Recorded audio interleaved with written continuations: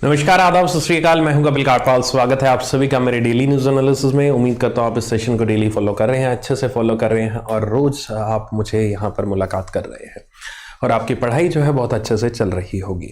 आज है 1 मई 2023, उसकी शुरुआत करते हैं। और आज 1 मई के साथ अनअकैडमी की तरफ से एक छोटी सी इंफॉर्मेशन, आप सबको 7 डेज का ट्रायल अनअकैडमी प्लस का फ्री ऑफ कॉस्ट मिल रहा है। आप इस QR कोड को स्कैन करके या फिर नीचे दिए गए डिस्क्रिप्शन में लिंक करके आप अनअकैडमी प्लस को सब्सक्राइब कर सकते हैं, बिल्कुल फ्री ऑफ कॉस्ट। अगले 7 दिन के लिए जितनी भी अनअकैडमी प्लस पे क्लासेज हैं वो सारी आपको फ्री मिलेंगी। ओके, चलिए। Good morning everyone, good morning, good morning, good morning. Okay, उम्मीद करता हूँ सब बढ़िया होगा, सब अच्छा होगा, आपकी तैयारी अच्छे से चल रही होगी, पढ़ाई कर रहे होंगे। सुप्रभात, सुप्रभात। ओके, हाँ, ये कुछ मेरे बारे में लिखा हुआ है। अगर आप मुझे नहीं जानते हैं तो आप इसको पढ़कर मेरे बारे में कुछ चीज़ें जान सकते हैं, आपके लिए है ये अवेलेबल। और मेरा टेलीग्राम चैनल ज़रूर ज्वाइन कर लेना, @K काटपाल। सर्च करेंगे @K काटपाल, आपको एक टेलीग्राम मिलेगा, general awareness with Kapil Kathpal करके, उसी को ज्वाइन कीजिएगा, जहां पर आपको इस क्लास की PDFs और मेरी सारी क्लासेस के अपडेट्स मिल जाते हैं। आज की पहली न्यूज़ की तरफ बढ़ते हैं। रिजर्व बैंक ऑफ इंडिया से आज की पहली न्यूज़ आती हुई, रिजर्व बैंक ऑफ इंडिया ने यहाँ पर रिमूव की है रिस्ट्रिक्शंस, कुछ रिस्ट्रिक्शंस रिमूव की हैं। किसके ऊपर रिमूव की हैं? On individuals from opening interest earning FCA in the IFSC। ये न्यूज़ यहाँ पर जो आपको दिख रही है थोड़ी सी कॉम्प्लिकेटेड न्यूज़ है, इसको थोड़ा सिंप्लीफाई कर रहे हैं, थोड़ा नहीं बिल्कुल सिंप्लीफाई करेंगे, एकदम से आपको क्लियर कट एक एक चीज़ यहाँ पर समझने आने वाली है अगले कुछ मिनटों में। अगर आप मुझसे पहली बार जुड़े हैं तो बता दूं कि मैं सबसे पहले आपको बैंकिंग एंड फाइनेंशियल न्यूज़ कराता हूं, जो कि आपके बैंक एग्जाम में सबसे इंपॉर्टेंट रोल प्ले करती है और इनका वेटेज सबसे ज़्यादा होता है। इसलिए मेरा फोकस रहता है बैंकिंग अवेयरनेस को पहले कंप्लीट कराना और उसके बाद मैं रेस्ट ऑफ द टॉपिक्स आपको करवाता हूँ। ये क्लास का जो टाइम रहता है तकरीबन 1 घंटा क्लास चलती है और जिसमें से मैक्सिमम टाइम जो मेरा यूटिलाइज होता है बैंकिंग न्यूज़ को इन डेप्थ समझाने में। बाकी न्यूज़ तो सभी समझ आ जाते हैं, सभी समझ लेते हैं, लेकिन यहाँ पर जो बैंकिंग की न्यूज़ आपको समझाई जाती है वो मेरे 12 साल के बैंकिंग एक्सपीरियंस के थ्रू और साथ ही साथ जो टीचिंग एक्सपीरियंस है उसके थ्रू समझाई जाती है। ये आज नहीं समझेंगे आप, 3-4 दिन में आप समझ जाएंगे, आपको पता लग जाएगा किस टॉप नॉच लेवल की बैंकिंग अवेयरनेस यहाँ पर पढ़ाई जाती है। इस न्यूज़ को समझते हैं। रिजर्व बैंक ऑफ इंडिया ने यहाँ पर आपका रिस्ट्रिक्शंस हटाई हैं इंडिविजुअल्स पे from opening interest earning FCA। IFCA का मतलब है फॉरेन करेंसी अकाउंट्स। अगर आप किसी अकाउंट को ओपन कराना चाहते हो और वो अकाउंट आपका फॉरेन करेंसी में ओपन होना हो आपका, तो उसको हम फॉरेन करेंसी अकाउंट कहते हैं। इसके बहुत सारे एग्जांपल हैं। Exchange earning foreign currency account आपका एक होता है, जिसके थ्रू यहाँ पर आप फॉरेन करेंसी में यहाँ पर अपना अकाउंट ओपन करा सकते हैं। रेजिडेंट इंडिविजुअल इंडिया के लोग यहाँ पर फॉरेन करेंसी में अगर अकाउंट ओपन करवाना चाहते हैं, ये तो हुआ फॉरेन करेंसी अकाउंट। साथ में लिखा है IFSC, international financial service centre, जो कि गांधीनगर गुजरात में, गिफ्ट सिटी गांधीनगर गुजरात में यहां पर स्थित है IFSC। ये IFSC एक ऐसा एरिया है, एक ऐसी लोकेशन है जहां पर आपका इंडिया में होने के बावजूद ये एक ऐसा लोकेशन है जहां पर सारे इंडिया के फाइनेंशियल इंस्टीट्यूशन, इंडिया के ना ही केवल इंडिया के बाहर के इंटरनेशनल लेवल के फाइनेंशियल इंस्टीट्यूशन के ऑफिसेज यहां पर स्थित हैं। इस IFSC का मेन मकसद ये है कि यहां पर इंडिया के लोगों को बाहरी विदेश की कंपनी से कनेक्ट करवाना। ये इंडिया के ज्यूरिसडिक्शन में होने के बावजूद IFSC जो है गांधीनगर गुजरात में है, इंडिया के ज्यूरिसडिक्शन में है, लेकिन यहां पर कुछ ऐसे लॉज हैं, कुछ ऐसे फाइनेंशियल थिंग्स हैं जो कि यहां पर इंटरनेशनल लेवल की अप्लाई होती हैं। यहां पर कुछ ऐसे लॉज हैं जो केवल और केवल इंटरनेशनल मार्केट में जो चलते हैं यहां पर अप्लाई होते हैं। फॉर एग्जांपल, इंडिया का इकलौता और पहला इंटरनेशनल एक्सचेंज जो है, इंडियाज इंटरनेशनल एक्सचेंज जिसको हम कहते हैं, वो IFSC गांधीनगर गुजरात में ही स्थित है। ये एक इंटरनेशनल फाइनेंशियल सर्विस सेंटर जो है ऐसी ही सुविधाएं प्रोवाइड कराता है। इनकेस आप इंटरनेशनल लेवल पे कोई ट्रांजैक्शन करना चाहते हैं, कोई ट्रेड करना चाहते हैं, एक्सपोर्ट इंपोर्ट करना चाहते हैं, तो इसी यहां पर इस particular Gandhinagar Gujarat gift city के थ्रू, यहां पर IFSC के थ्रू आप वो चीज एग्जीक्यूट कर सकते हो और यहां पर आप अपने अकाउंट्स भी ओपन करवा सकते हो, like the foreign currency account जिनकी मैं बात कर रहा हूं। ये फॉरेन करेंसी अकाउंट मैंने बताया आपको आईएफएससी में, वहां पर जो भी फाइनेंशियल इंस्टीट्यूशन रहेंगे वहां पर आप ओपन कराएंगे। क्यों ओपन कराएंगे? क्योंकि आपको बाहर फॉरेन की कंट्री से डील करना है। कोई भी आप ट्रांजैक्शन करना चाहते हो, आप एक्सपोर्टर हो, इंपोर्टर हो, ऑब्वियस आप फॉरेन करेंसी में डील करोगे, वहां पर पेमेंट भेजोगे, वहां से पैसा आएगा आपके अकाउंट में। तो ये सब चीजें आईएफएससी में यहां पर एफसी अकाउंट के थ्रू पॉसिबल हो पाएंगी। अभी तक रिजर्व बैंक ऑफ इंडिया ने अप्रैल 2021 में, अप्रैल नहीं 2021 कहूंगा, 2021 में एक ऐसा सर्कुलर निकाला था जिसमें अगर आपके पास एक फॉरेन करेंसी अकाउंट आप ओपन करवा सकते थे, वहां पर आपका ओपन हो सकता है, लेकिन उस पर किसी भी तरह का इंटरेस्ट नहीं मिलता था। अब मैं आपको कहूं कि आप एक बैंक में अकाउंट ओपन कराइए जहां पर आपको इंटरेस्ट नहीं मिलेगा, आप जरूर ऐसा कोई दूसरा बैंक जरूर ढूंढेंगे जहां पर पैसा जमा कराने पर आपको ब्याज मिलेगा, राइट? ऑब्वियस है कि ह्यूमन नेचर है कि ऐसा कोई ना कोई अकाउंट आप जरूर ढूंढोगे जहां पर आपको ब्याज मिले। आप क्यों उस अकाउंट को ओपन कराओगे जहां पर आपको ब्याज ही ना मिले? तो उसी तरह से यहां पर फॉरेन करेंसी अकाउंट अगर आईएफएससी में ओपन कराते हो तो आपको किसी तरह का ब्याज नहीं मिलता था, ये कहा था रिजर्व बैंक ऑफ इंडिया ने। लेकिन हाल ही में उसके ऊपर यहां पर रिस्ट्रिक्शन हटा दी गई है। अब यहां पर अगर आप आईएफएससी में अकाउंट ओपन कराएंगे फॉरेन करेंसी अकाउंट, तो आपको वहां पर ब्याज मिलेगा। तो यहां पर रिस्ट्रिक्शन हटा दी गई है रिजर्व बैंक ऑफ इंडिया के द्वारा यहां पर आपकी, कि आपको ब्याज पूरा का पूरा यहां पर मिलेगा। They will get the interest on these current account. यहां पर आपके जो भी अकाउंट आप ओपन कराएंगे, पहली चीज तो ये हटाई गई है। दूसरी रिस्ट्रिक्शन जो हटाई गई है वो रिस्ट्रिक्शन हटाई गई है आपकी, पहले क्या होता था, अगर आपके कोई भी अकाउंट है जो आईएफएससी में है, वहां पर जो पैसा आपके पास आता था तो वो पैसा 15 दिन तक उस अकाउंट में रहता था, और वो ऑटोमेटिकली 15 दिन बाद आपका जो दूसरा अकाउंट है, जो आईएफएससी के बाहर कोई और अकाउंट कनेक्टेड है दूसरे बैंक में, वहां पर शिफ्ट हो जाता था, वहां पर ऑटोमेटिक ट्रांसफर हो जाता था।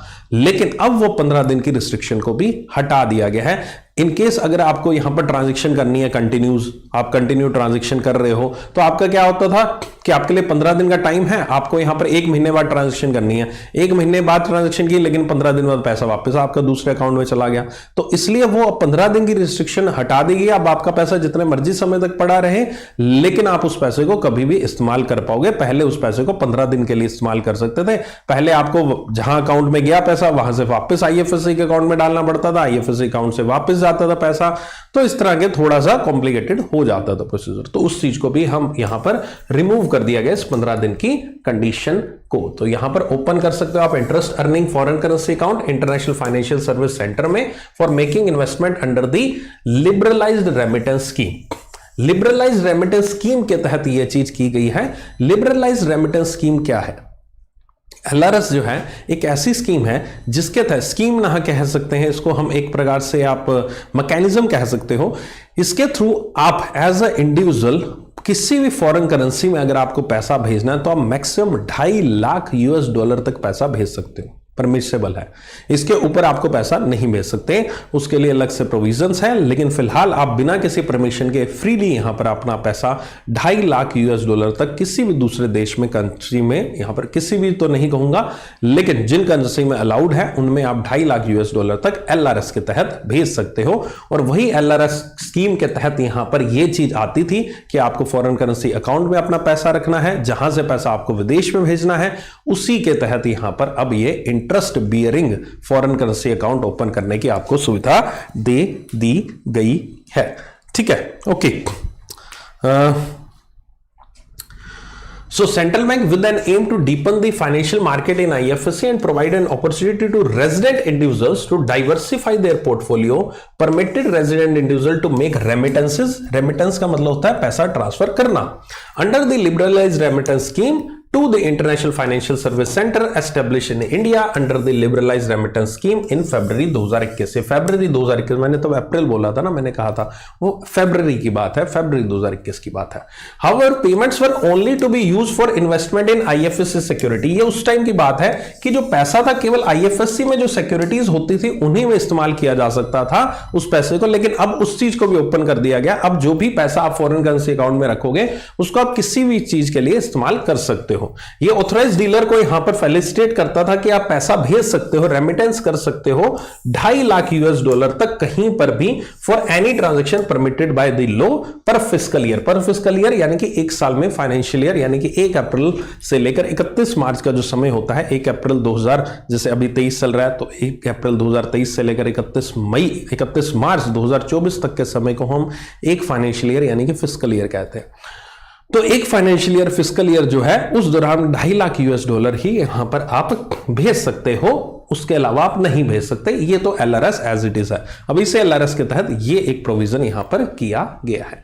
आई होप काफी हद तक आपको न्यूज क्लियर होगी। इनकेस हल्का फुल्का कुछ भी, हल्का सा भी डाउट अगर आपको इस न्यूज को समझने में रहा है तो आप इस वीडियो के इस पोर्शन को दोबारा से एक बार सुन लीजिएगा। आपका जो हल्का फुल्का डाउट है वो भी क्लियर हो जाएगा, ये मैं श्योरिटी देता हूं, क्योंकि मैंने एक एक चीज बहुत ही बारीकी से टेस्ट की है और आपको एक एक चीज, एक एक शब्द को समझाने का बहुत ही अच्छे से प्रयास किया है।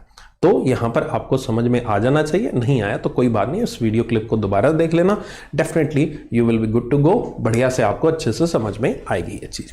राइट, ओके, तो दिस इज ऑल अबाउट। अब इसमें से क्वेश्चंस क्या बनेंगे? क्वेश्चंस यहां पर इस तरह का बन सकता है। सबसे पहला क्वेश्चन कि हाल ही में यहां पर आपका आरबीआई ने रिमूव किया restriction on individual from opening interest earning किस टाइप के account, which type of account? Foreign currency account. वो किस स्कीम के तहत है? Liberalise remittance scheme. तो पहला क्वेश्चन तो फॉरेन करेंसी अकाउंट का पूछा जा सकता है। दूसरा क्वेश्चन यहां पर किस स्कीम के तहत? लिबरलाइज रेमिटेंस स्कीम के तहत पूछा जा सकता है। तीसरा क्वेश्चन यहां पर डेज पूछे जा सकते हैं कि पहले कितने दिन थे और अब यहां पर क्या किया गया है। पहले 15 दिन तक ये अवेलेबल था, यहां पर आपका जो फंड्स पड़े रहते थे उसके बाद 15 दिन बाद ट्रांसफर कर दिए जाते थे, अब वो रिस्ट्रिक्शन हटा दी गई है। तो यहां पर आपका ये 15 दिन का फंडा हो गया। ठीक है, ये थोड़ा सा पुराना है, ये पिछला समझाने के लिए है। जो पिछली बार गाइडलाइन आई थी फरवरी 2021 को गाइडलाइन आई थी, ये पुरानी गाइडलाइन है। तो ये तो जस्ट आपको समझाने के लिए, इसमें आई डोंट थिंक क्वेश्चन बनेगा। हाँ, ये अगर याद करना चाहो तो कर सकते हो, डेट नॉट मच इंपॉर्टेंट।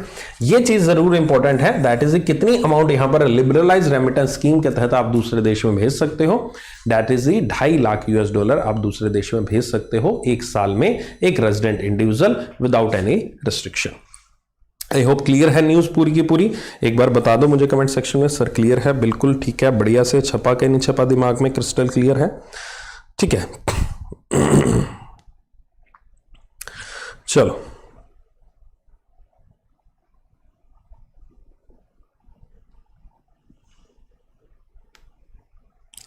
चलिए आगे बढ़ते हैं। ओके,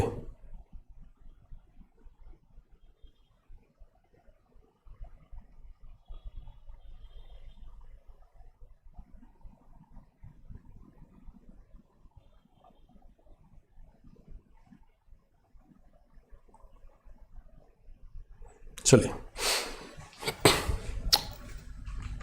अगली न्यूज आई है, रेजर पे ने ज्वाइन किया है ओएनडीसी को to offer the payment reconciliation service. Okay, so यहां पर आपका, अच्छा आगे बढ़ने से पहले एक आपकी 29 तारीख की मैंने करंट अफेयर्स नहीं ली थी, है ना, क्लास नहीं ली थी, चैनल पे अवेलेबल नहीं होगी, लेकिन मैंने पीडीएफ दे दी, तो शायद स्टार्टिंग के कुछ बैंकिंग की न्यूज है जो आपको शायद समझ में नहीं आई, वो मैं कोशिश करूंगा आपको कल की क्लास में वो बैंकिंग की न्यूज़ उठाकर मैं समझाने का प्रयास करूंगा। वैसे मैंने कल क्लास लेनी थी, मैंने कहा था कि आपको संडे को मैं क्लास ले लूंगा 29 को, क्योंकि मैं अवेलेबल नहीं था, सिटी में था नहीं, दिल्ली गया होता, ऑफलाइन क्लास थी, आप सबको मालूम होगा। तो 30 को मैंने वो क्लास लेनी थी, लेकिन कल मुझे बहुत ज़्यादा फीवर था और आज भी, अभी भी है स्टिल, मैं इस टाइम मुझे फीवर है, लेकिन आपको फील नहीं हो रहा होगा, मैं आपको बढ़ा रहा हूँ फिर भी इस वक्त, और वो क्लास मैं नहीं ले पाया, सॉरी फॉर दैट। तो मैं आपको कल वो एटलीस्ट बैंकिंग की न्यूज में कल आपको समझा दूंगा। ठीक है, तो यहां पर अगली न्यूज पे चलते हैं। रेजर पे ने ज्वाइन किया ओएनडीसी को to offer the payment reconciliation service. Payment reconciliation service से जुड़ी हुई यहां पर एक सुविधा जो कि यहां पर उपलब्ध कराएगा रेजर पे, इसके लिए उसने ओएनडीसी के साथ एक टाई अप किया है। ONDC, open network digital commerce. Open network digital commerce आपका सेम हूबहू वैसा ही एक प्लेटफॉर्म है जिस तरह का प्लेटफॉर्म यहां पर अमेजोन और फ्लिपकार्ट आपको प्रोवाइड कराते हैं। जिस तरह का प्लेटफॉर्म अमेजोन फ्लिपकार्ट आपको प्रोवाइड कराते हैं, वैसा ही ओएनडीसी जो गवर्नमेंट का है यहां पर एक सेगमेंट, वो प्रोवाइड कराता है प्लेटफॉर्म, जहां पर आप अपना एक इस तरह का ई कॉमर्स प्लेटफॉर्म बना सकते हैं, अपने प्रोडक्ट्स को सेल कर सकते हैं और इसी के लिए रेजर पे ने यहां पर इनके साथ हाथ मिला है। रेजर पे बेसिकली एक ऐसी ऑर्गेनाइजेशन है जो कि एक पेमेंट गेटवे की सुविधा उपलब्ध कराती है। पेमेंट गेटवे का मतलब क्या है कि आप जब भी यहां पर किसी भी तरह की पेमेंट करते हो, कोई भी चीज आप परचेज करते हो ऑनलाइन शॉपिंग, तो आप जब पे करते हो आप credit card, debit card, UPI वगैरह आप सिलेक्ट कर लेते हो, ठीक है। उसके बाद एक और नई विंडो खुलती है, जिस विंडो पे आप ओटीपी वगैरह डालते हो, या फिर वो विंडो ऐसे घूमती रहती है कि आप पेमेंट कीजिए, ऑथराइज कीजिए, तो बीच में एक विंडो आती है आपकी पेमेंट होने से पहले, और आपके जो मोड्स ऑफ पेमेंट है उसको सिलेक्ट करने के बाद उसके बीच में एक विंडो आती है। तो वो विंडो जो होती है वो होती है ऐसी एक पेमेंट गेटवे की कंपनी की विंडो। वो पेमेंट गेटवे की कंपनी क्या करती है, वो पेमेंट गेटवे की कंपनी जो है एक प्रकार से कनेक्शन बिठाती है आपका। कनेक्शन किसके बीच में, आपके अकाउंट के बीच में और जो कंपनी है जिसको पेमेंट जानी है उसके बीच में। ये तो आप हो, है ना, और वो यू है, ये आप हो, और आपके अकाउंट से पैसा गया और उसके अकाउंट में गया, तो बीच में जो विंडो यहां पर बनी जिसके थ्रू ये पैसा गया उस तक पहुंचा, उसको हम पेमेंट गेटवे कहते हैं। और रेजर पे इस चीज को यहां पर इस्तेमाल करता है, रेजर पे इस चीज को इस्तेमाल करता है।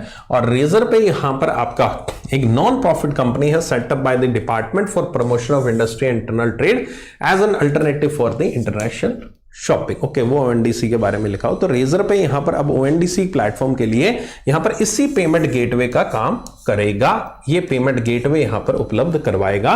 रेजर पे बना है पहला payment gateway to launch a payment reconciliation service for network participation like the buyer, seller and logistic partner on the ONDC.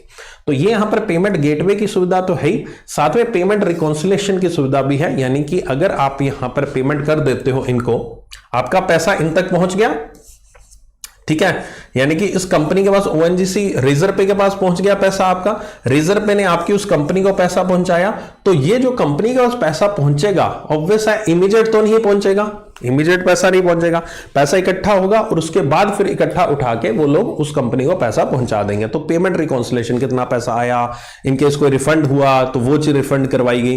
तो इस तरह का अगर कुछ भी ट्रांजेक्शन अगर की जाती है रिफंड की, और जितना पैसा आया एक सेटलमेंट किया जाता है और पैसा उस कंपनी को, सेलर को दे दिया जाता है, final full payment, that is a payment reconciliation.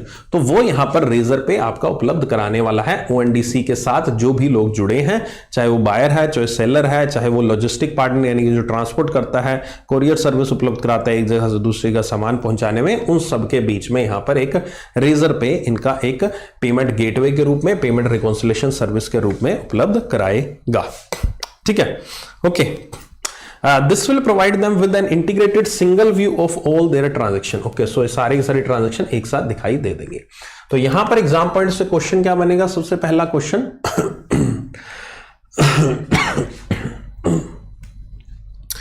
Razor पे ने यहां पर आपका किसके साथ टाई अप किया है हाल ही में, ओएनडीसी के साथ, या फिर ओएनडीसी ने किसके साथ टाई अप किया है, रेजर पे के साथ। तो पहला क्वेश्चन तो इसका हेडलाइन में से बन गया, ठीक है। दूसरा क्वेश्चन यहां पर बन सकता है कि ऐसी कौन सी कंपनी पहली पेमेंट गेटवे कंपनी बनी है जिसने पेमेंट रिकॉन्सिलेशन सर्विस आपकी ओएनडीसी के लिए उपलब्ध कराई है।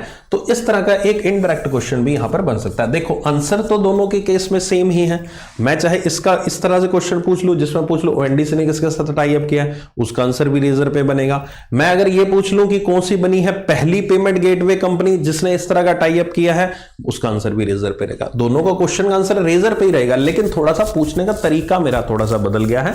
तो तरीका दोनों का अलग अलग है लेकिन आंसर सेम है, थोड़ा सा अच्छे से याद रखिएगा। रेजर पे की अगर बात करूं तो 2014 में फॉर्म बनी थी, बेंगलुरु में ही है इसका हेडक्वार्टर, और सीईओ इसके हर्षल माथुर है, हर्षल माथुर इसके सीईओ है। अगली न्यूज है Redington and the SBI partners to offer solar loans of up to 5 crore rupees. Okay, so यहां पर 5 करोड़ रुपए तक के सोलर लोन जो है उसके लिए स्टेट बैंक ऑफ इंडिया और रेडिंगटन ने यहां पर टाई अप किया है। Redington limited and the state Bank of India अब मिलकर यहां पर सोलर लोन उपलब्ध कराएंगे। सोलर लोन का मतलब क्या होगा, सोलर लोन का मतलब हो गया कि ऐसे कोई प्रोडक्ट्स, ऐसी कोई चीजें जो कि यहां पर सोलर पावर को जनरेट करने के लिए इस्तेमाल की जाती हैं, लाइक दी चाहे आपके बहुत बड़ी फैक्ट्रीज, बहुत सारी इंडस्ट्रीज होगी जो आजकल सोलर सेल, सोलर प्लांट्स वगैरह लगा रही हैं और उनके लिए उनको फाइनेंस चाहिए, उनके लिए उनको फंड्स चाहिए जिसके थ्रू वो इक्विपमेंट्स वो सारे के सारे परचेज कर सकें। तो इसके लिए रेडिंगटन जो कंपनी है वो कंपनी सोलर, इसी तरह के सोलर इक्विपमेंट्स प्रोवाइड कराती है। और अब यहां पर रेडिंगटन से मान लीजिए मैं कुछ खरीदने जाऊं सोलर वगैरह का, है ना, और वो कहे कि सर आपको हम लोन की सुविधा उपलब्ध करवाते हैं, तो वो लोन की सुविधा स्टेट बैंक ऑफ इंडिया के थ्रू उनको उपलब्ध कराएंगे। ठीक है, तो रेडिंगटन के आवाज आप जाएंगे, रेडिंगटन आपको स्टेट बैंक ऑफ इंडिया का यहां पर नाम दे देगा कि ये हमारे पार्टनर हैं, इनसे आप लोन ले सकते हो। और उनसे लोन लेने का फायदा क्या होगा कि रेडिंगटन के पास ज्यादा, अगर एसबीआई ने ऑलरेडी सारी फॉर्मेलिटीज कर रखी हैं तो एक कस्टमर को भी इतनी ज्यादा उसमें होच-पोच नहीं होता, ज्यादा टाइम नहीं लगता, ज्यादा फॉर्मेलिटीज नहीं होती, क्योंकि वो कंपनी का ऑलरेडी एसबीआई के साथ टाई अप है, तो उसको लोन भी इजिली मिल जाता है और इवन लोन कम रेट ऑफ इंटरेस्ट में मिलता है in comparison to the other banks. ठीक है, जब ऐसा टाई अप यहां पर हो जाता है। ओके, सो 5 करोड़ रुपीस का ये किया गया, मतलब अप टू 5 करोड़ रुपीस, ऐसा नहीं है कि 5 करोड़ तक के लोन दिया जाएगा। 5 करोड़ से कम का लोन है तब भी यहां पर आपको दिया जा सकता है। आपको 1 करोड़ चाहिए, 2 करोड़ चाहिए, जो भी चाहिए, है ना। ठीक है, तो ये चीज आपकी हुई है। एग्जाम पॉइंट से क्वेश्चन यहां पर हेडलाइन में से क्वेश्चन बनेगा, रेडिंगटन ने किसके साथ टाई अप किया? एसबीआई के साथ। एसबीआई ने किसके साथ टाई अप किया? रेडिंगटन के साथ। कितना लोन प्रोवाइड कराएंगे? 5 करोड़ का लोन प्रोवाइड कराएंगे। किसके लिए प्रोवाइड कराएंगे? सोलर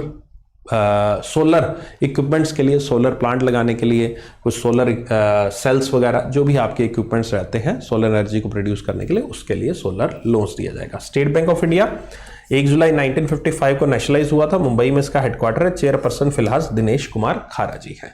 राइट, ये रिसेंट न्यूज आई है यहां पर स्टेट बैंक ऑफ इंडिया से जुड़ी हुई, जो भी खबरें पिछले महीने में कुछ टाइम में हमने कुछ दिनों में पढ़ी हैं स्टेट बैंक ऑफ इंडिया से, जिसमें केवीबी ने यानी कर्नाटका विकास ग्रामीण बैंक ने यहां पर एसबीआई लाइफ के साथ टाई अप किया था। स्टेट बैंक ऑफ इंडिया ने यहां पर हाल ही में एक करंट अकाउंट संबंधित कुछ 2 नए प्रोडक्ट्स लॉन्च किए थे। सिंगारा चेन्नई कार्ड ने यहां पर आपका इंट्रोड्यूस किया गया था। Singara Chennai card Chennai metro rail के द्वारा collaboration with State Bank of India, और स्टेट बैंक ऑफ इंडिया ने यहां पर हाल ही में अपना अमृत कलश नाम की एक डिपॉजिट स्कीम जो थी उसको री इंट्रोड्यूस किया था, जिसके तहत उनका एक 400 दिन का जो रेट ऑफ इंटरेस्ट है उनके द्वारा यहां पर एक्स्ट्रा दिया जा रहा था। राइट, ओके, ठीक है, आई होप कि ये न्यूज समझ में आ गई होगी आपको, रेडिंगटन एंड द एसबीआई की। राइट, ओके,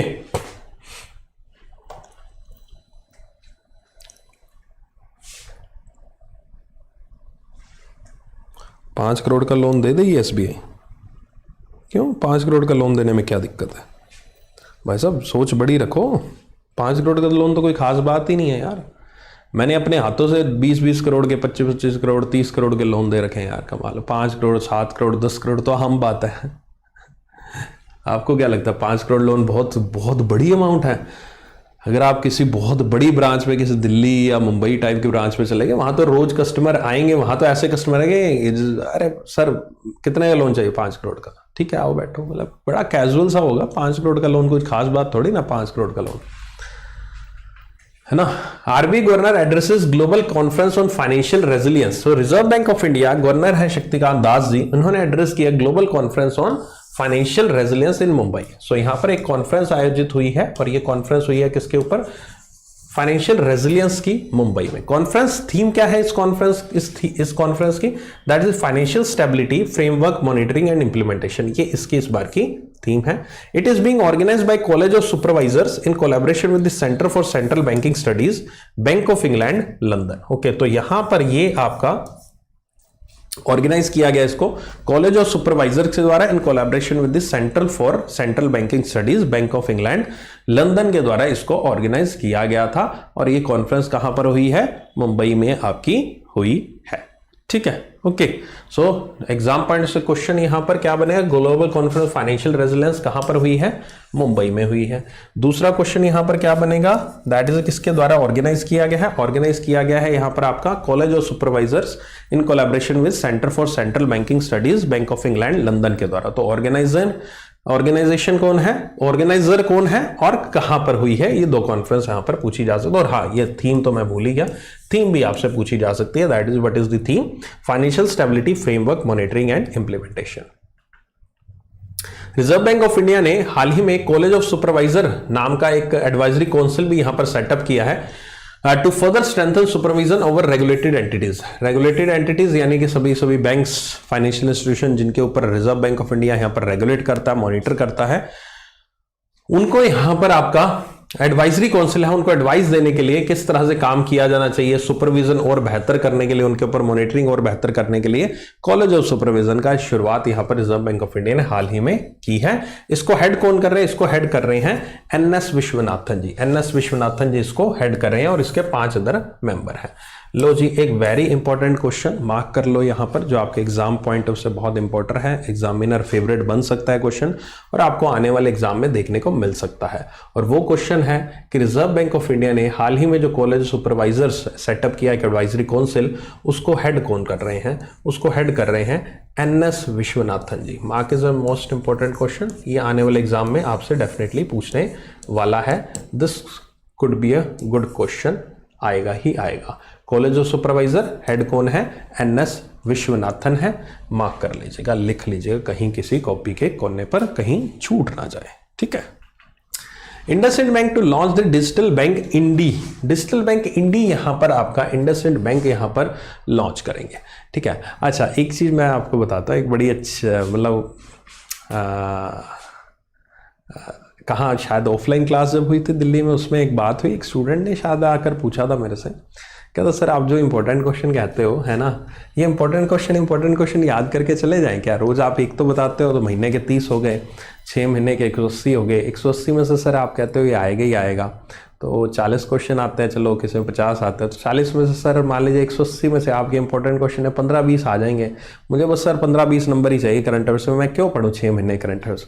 क्वेश्चन अच्छा था उस स्टूडेंट का, बहुत अच्छा वैलिड क्वेश्चन था, लेकिन उसको आंसर तो खैर मैंने उस वक्त दे दिया था। लेकिन आप में से हो सकता है कि ऐसे कई लोग इस चीज़ को सोचते हो ऐसा कि यार ऐसा कर लें कि कपिल सर रोज एक इंपॉर्टेंट क्वेश्चन बताते ही हैं, तो रोज के क्वेश्चन हो गए, महीने के 30 क्वेश्चन हो गए, ठीक है, तो 180 क्वेश्चन याद करके चले जाते हैं, बस बाकी करंट अफेयर्स क्या करनी है, 10, 15, 20 नंबर तक तो आ ही जाएंगे, हो जाएगा, है ना। तो ये बच्चे, ऐसा जरूरी नहीं है ना कि ये जो क्वेश्चंस मैं बताता हूँ, और पहली बात तो रोज का एक नहीं बताता है ना, कभी कभार दूसरे तीसरे दिन एक बताता हूँ, पहली चीज तो वो है। और फिर हाँ, ये मैं कहता हूं आए हैं और आते हैं, पिछले साल में भी आए हैं स्टूडेंट्स, आप में से ही बताते हो कि सर आए हैं क्वेश्चन, लेकिन इसका मतलब ये नहीं है कि वो एक ही एग्जाम में आ जाते हैं, वो बाइफर्केशन होता है ना, मान लो साल में 8 एग्जाम्स होते हैं, 7 एग्जाम होते हैं, तो उनमें अलग अलग बाइफर्केशन के साथ वो क्वेश्चन आते हैं। ऐसा नहीं है कि एक ही एग्जाम में सारे के सारे क्वेश्चन आ जाएंगे, ठीक है। तो अगर आपके मन में भी ऐसा कोई डाउट है तो प्लीज उस डाउट को क्लियर कर लीजिएगा, निकाल दीजिएगा, है ना। कुछ ऐसी चीजें ज्यादा आप इन्फ्लुएंस हो जाते हैं हमारी बातों से, इतना भी इन्फ्लुएंस नहीं होना चाहिए, है ना, ठीक है। हाँ, एक कह रहा लॉजिक तो है इस बात में, लॉजिक तो है, लेकिन एग्जाम भी तो बहुत सारे हैं, ये तो सोचो। IndusInd bank will launch the digital bank Indie. Okay, digital bank Indie यहां पर लॉन्च करेगा इंडसइंड बैंक। तो यहां पर डिजिटल बैंक का मतलब क्या होता है? डिजिटल बैंक यानी कि ऑनलाइन बैंकिंग यानी कि आप यहां पर कुछ भी ऑनलाइन काम कर रहे हो, यहां पर आओ, आप घर बैठे बैठे सारी चीजें आजकल कर लेते हो, है ना। उसी तरह से अगर कोई एक बैंक आपको दे सुविधा कि आपको पैसे जमा कराने हैं, पैसे विड्रॉ कराने हैं, वो भी घर बैठे हो जाए, वैसे ऐसा पॉसिबल तो है नहीं कि आप कंप्यूटर में एंट्री डालो और कंप्यूटर से आपके पैसे निकल जाए, नहीं। डिजिटल बैंकिंग का मतलब एटीएम भी इंक्लूड होता है, ठीक है। तो एटीएम, पीओएस मशीन हुई, कैश डिपॉजिट मशीन है, वो भी डिजिटल बैंकिंग का ही पार्ट होता है। लेकिन बहुत सारी ऐसी सुविधाएं होती हैं जो आपको यहां पर घर बैठे बैठे उपलब्ध होती हैं। आजकल बैंक में जाने की जरूरत नहीं पड़ती, आपको बैंक प्रीमाइसेस में दर्शन देने की जरूरत नहीं पड़ती, आप घर पे बैठे बहुत सारी ट्रांजैक्शन एग्जीक्यूट कर सकते हो, ये चीज तो है। और वहीं पर ही इंडसइंड बैंक ने यहां पर हाल ही में इसी को काम को करते हुए इंडी, आजकल बहुत सारे बैंक आजकल आ चुके हैं जो डिजिटल बैंकिंग सुविधा उपलब्ध कराते हैं।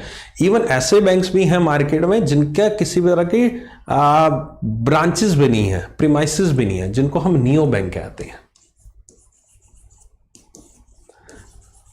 नियो बैंक अगर शब्द आपसे किसी में पूछा जाता है तो इसका मतलब यह है कि उसकी कोई भी ब्रांच नहीं है, वो केवल ऑनलाइन ही काम करता है। आप ऑनलाइन उसका अकाउंट ओपन कराते हो, ऐप है, वेबसाइट है, उसी के थ्रू वो काम करता है। आपको लोन चाहिए उसके थ्रू देगा, आपको डिपॉजिट करना है आप डायरेक्ट ऑनलाइन के थ्रू कर सकते हो, पेमेंट उसके अंदर डिपॉजिट करा सकते हो। तो उसी तरह का कोई एक बैंक इंडसइंड बैंक भी करा रहा है। अब ये डिजिटल पेमेंट का इतना ज्यादा जोर क्यों चल रहा है? अब आपके सामने एक डाटा है, ये डाटा को देखो, 2017-18 की मैं बात करूं ठीक है।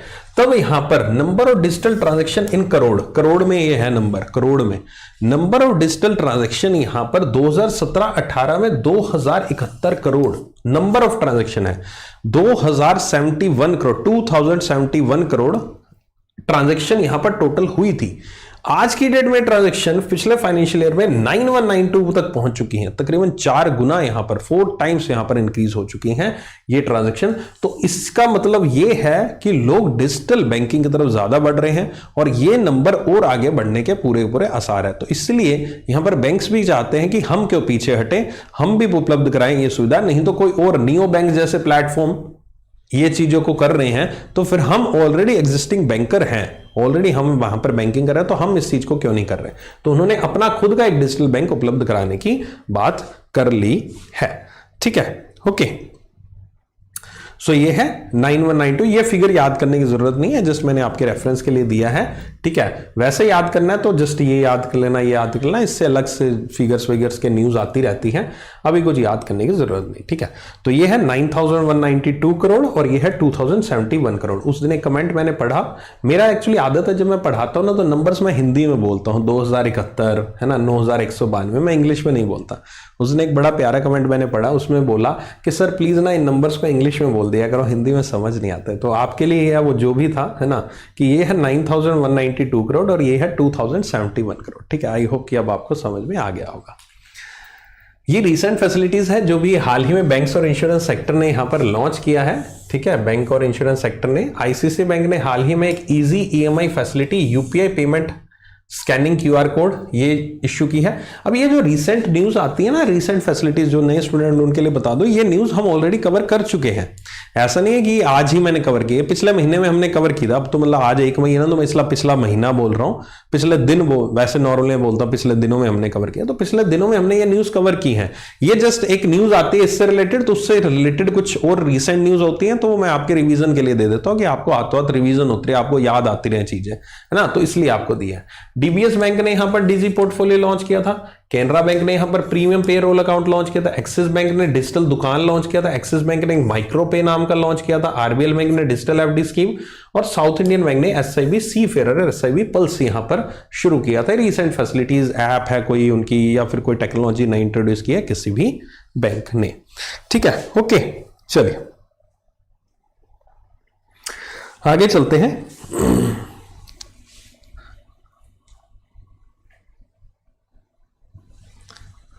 अरे मत कहो कुछ यार, मैंने कोई किसी का मजाक थोड़ी ना उड़ाया था, मैंने तो जेन्युइन चीज, मैं भी हूं यार, जरूरी नहीं है ना किसी को समझ आए। अगर मैं जब स्कूल में था मुझे भी नहीं समझ में आता था, कोई मुझे कहता 71 कितना होता मुझे नहीं समझ में आता था, फ्रेंकली बोल रहा हूँ नहीं समझ में आता था। तो उसमें कोई ऐसा नहीं है कि उसका कोई मजाक उड़ाना चाहिए। अरे आजकल वो एक फंडा ही ऐसा बना होगा ना कि हम हिंदी को इतना ज्यादा तवज्जो स्कूल कॉलेज में दिया नहीं जाता है ना, और इसलिए वो थोड़ा सा नंबर्स के मामले में हम पीछे रह जाते हैं। बाकी इट्स नॉट लाइक कि कोई मजाक उड़ाना यार, प्लीज स्टॉप दिस ना, ऐसा मत बोला करो यार किसी के बारे में कुछ भी, है ना। वो जैसे कमेंट आया कि आपको थोड़ा सा, कई बार मोनोटोनस क्लास होती है, थोड़ा सा आपको डाइवर्ट करता हूँ ताकि थोड़ी क्लास थोड़ी सी जोश में बनिया रहे, है ना, नहीं तो आप सो जाओगे। आप तो लड़ने लग जाते हो यार, तो लाठियां पकड़ा दो तो आप तो दंगे शुरू कर दोगे।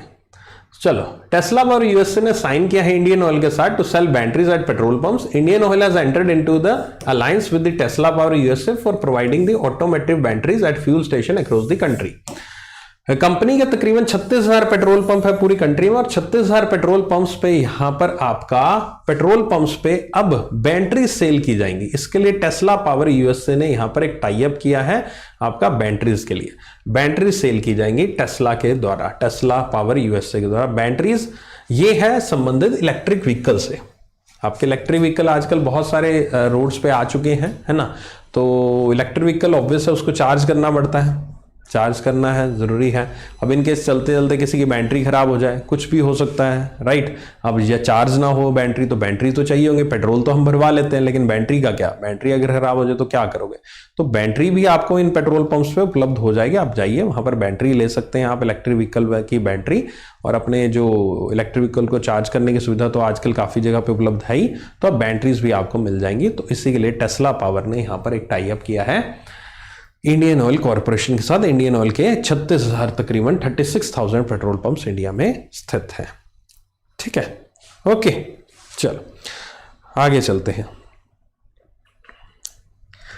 एमएसएमई मिनिस्ट्री नारायण राणे ने लॉन्च किए revamped CGTMSC scheme. Okay, CGTMSC scheme यहां पर लॉन्च की है नारायण राणे जी। ये सीजीटीएमएससी स्कीम के बारे में ऑलरेडी आपसे कुछ दिन पहले डिस्कस किया था, जब ये स्कीम के बारे में कुछ चेंजेस इंट्रोड्यूस किए गए थे, याद होगा आपको। सीजीटीएमएससी स्कीम से रिलेटेड कुछ दिन पहले एक खबर आई थी जिसमें जो भी चेंजेस सीजीटीएमएससी से जुड़े हुए किए गए थे वो मैंने आपसे बहुत ही आराम से तसल्ली से डिस्कस किए थे। मैंने आपको बताया था सीजीटीएमएससी क्या होता है, कैसे होता है, और जो चेंजेस है वो किए थे। ठीक है, अब उन्हीं चेंजेस को यहां पर फाइनली इंप्लीमेंट कर दिया गया है, लॉन्च कर दिया गया। तो चेंजेस आए थे, अब उस स्कीम की शुरुआत कर दी गई है। तो यहां पर यूनियन मिनिस्टर नारायण राणे जी ने यहां पर ministry of micro and small medium enterprises के ने यहां पर एक शुरुआत की है।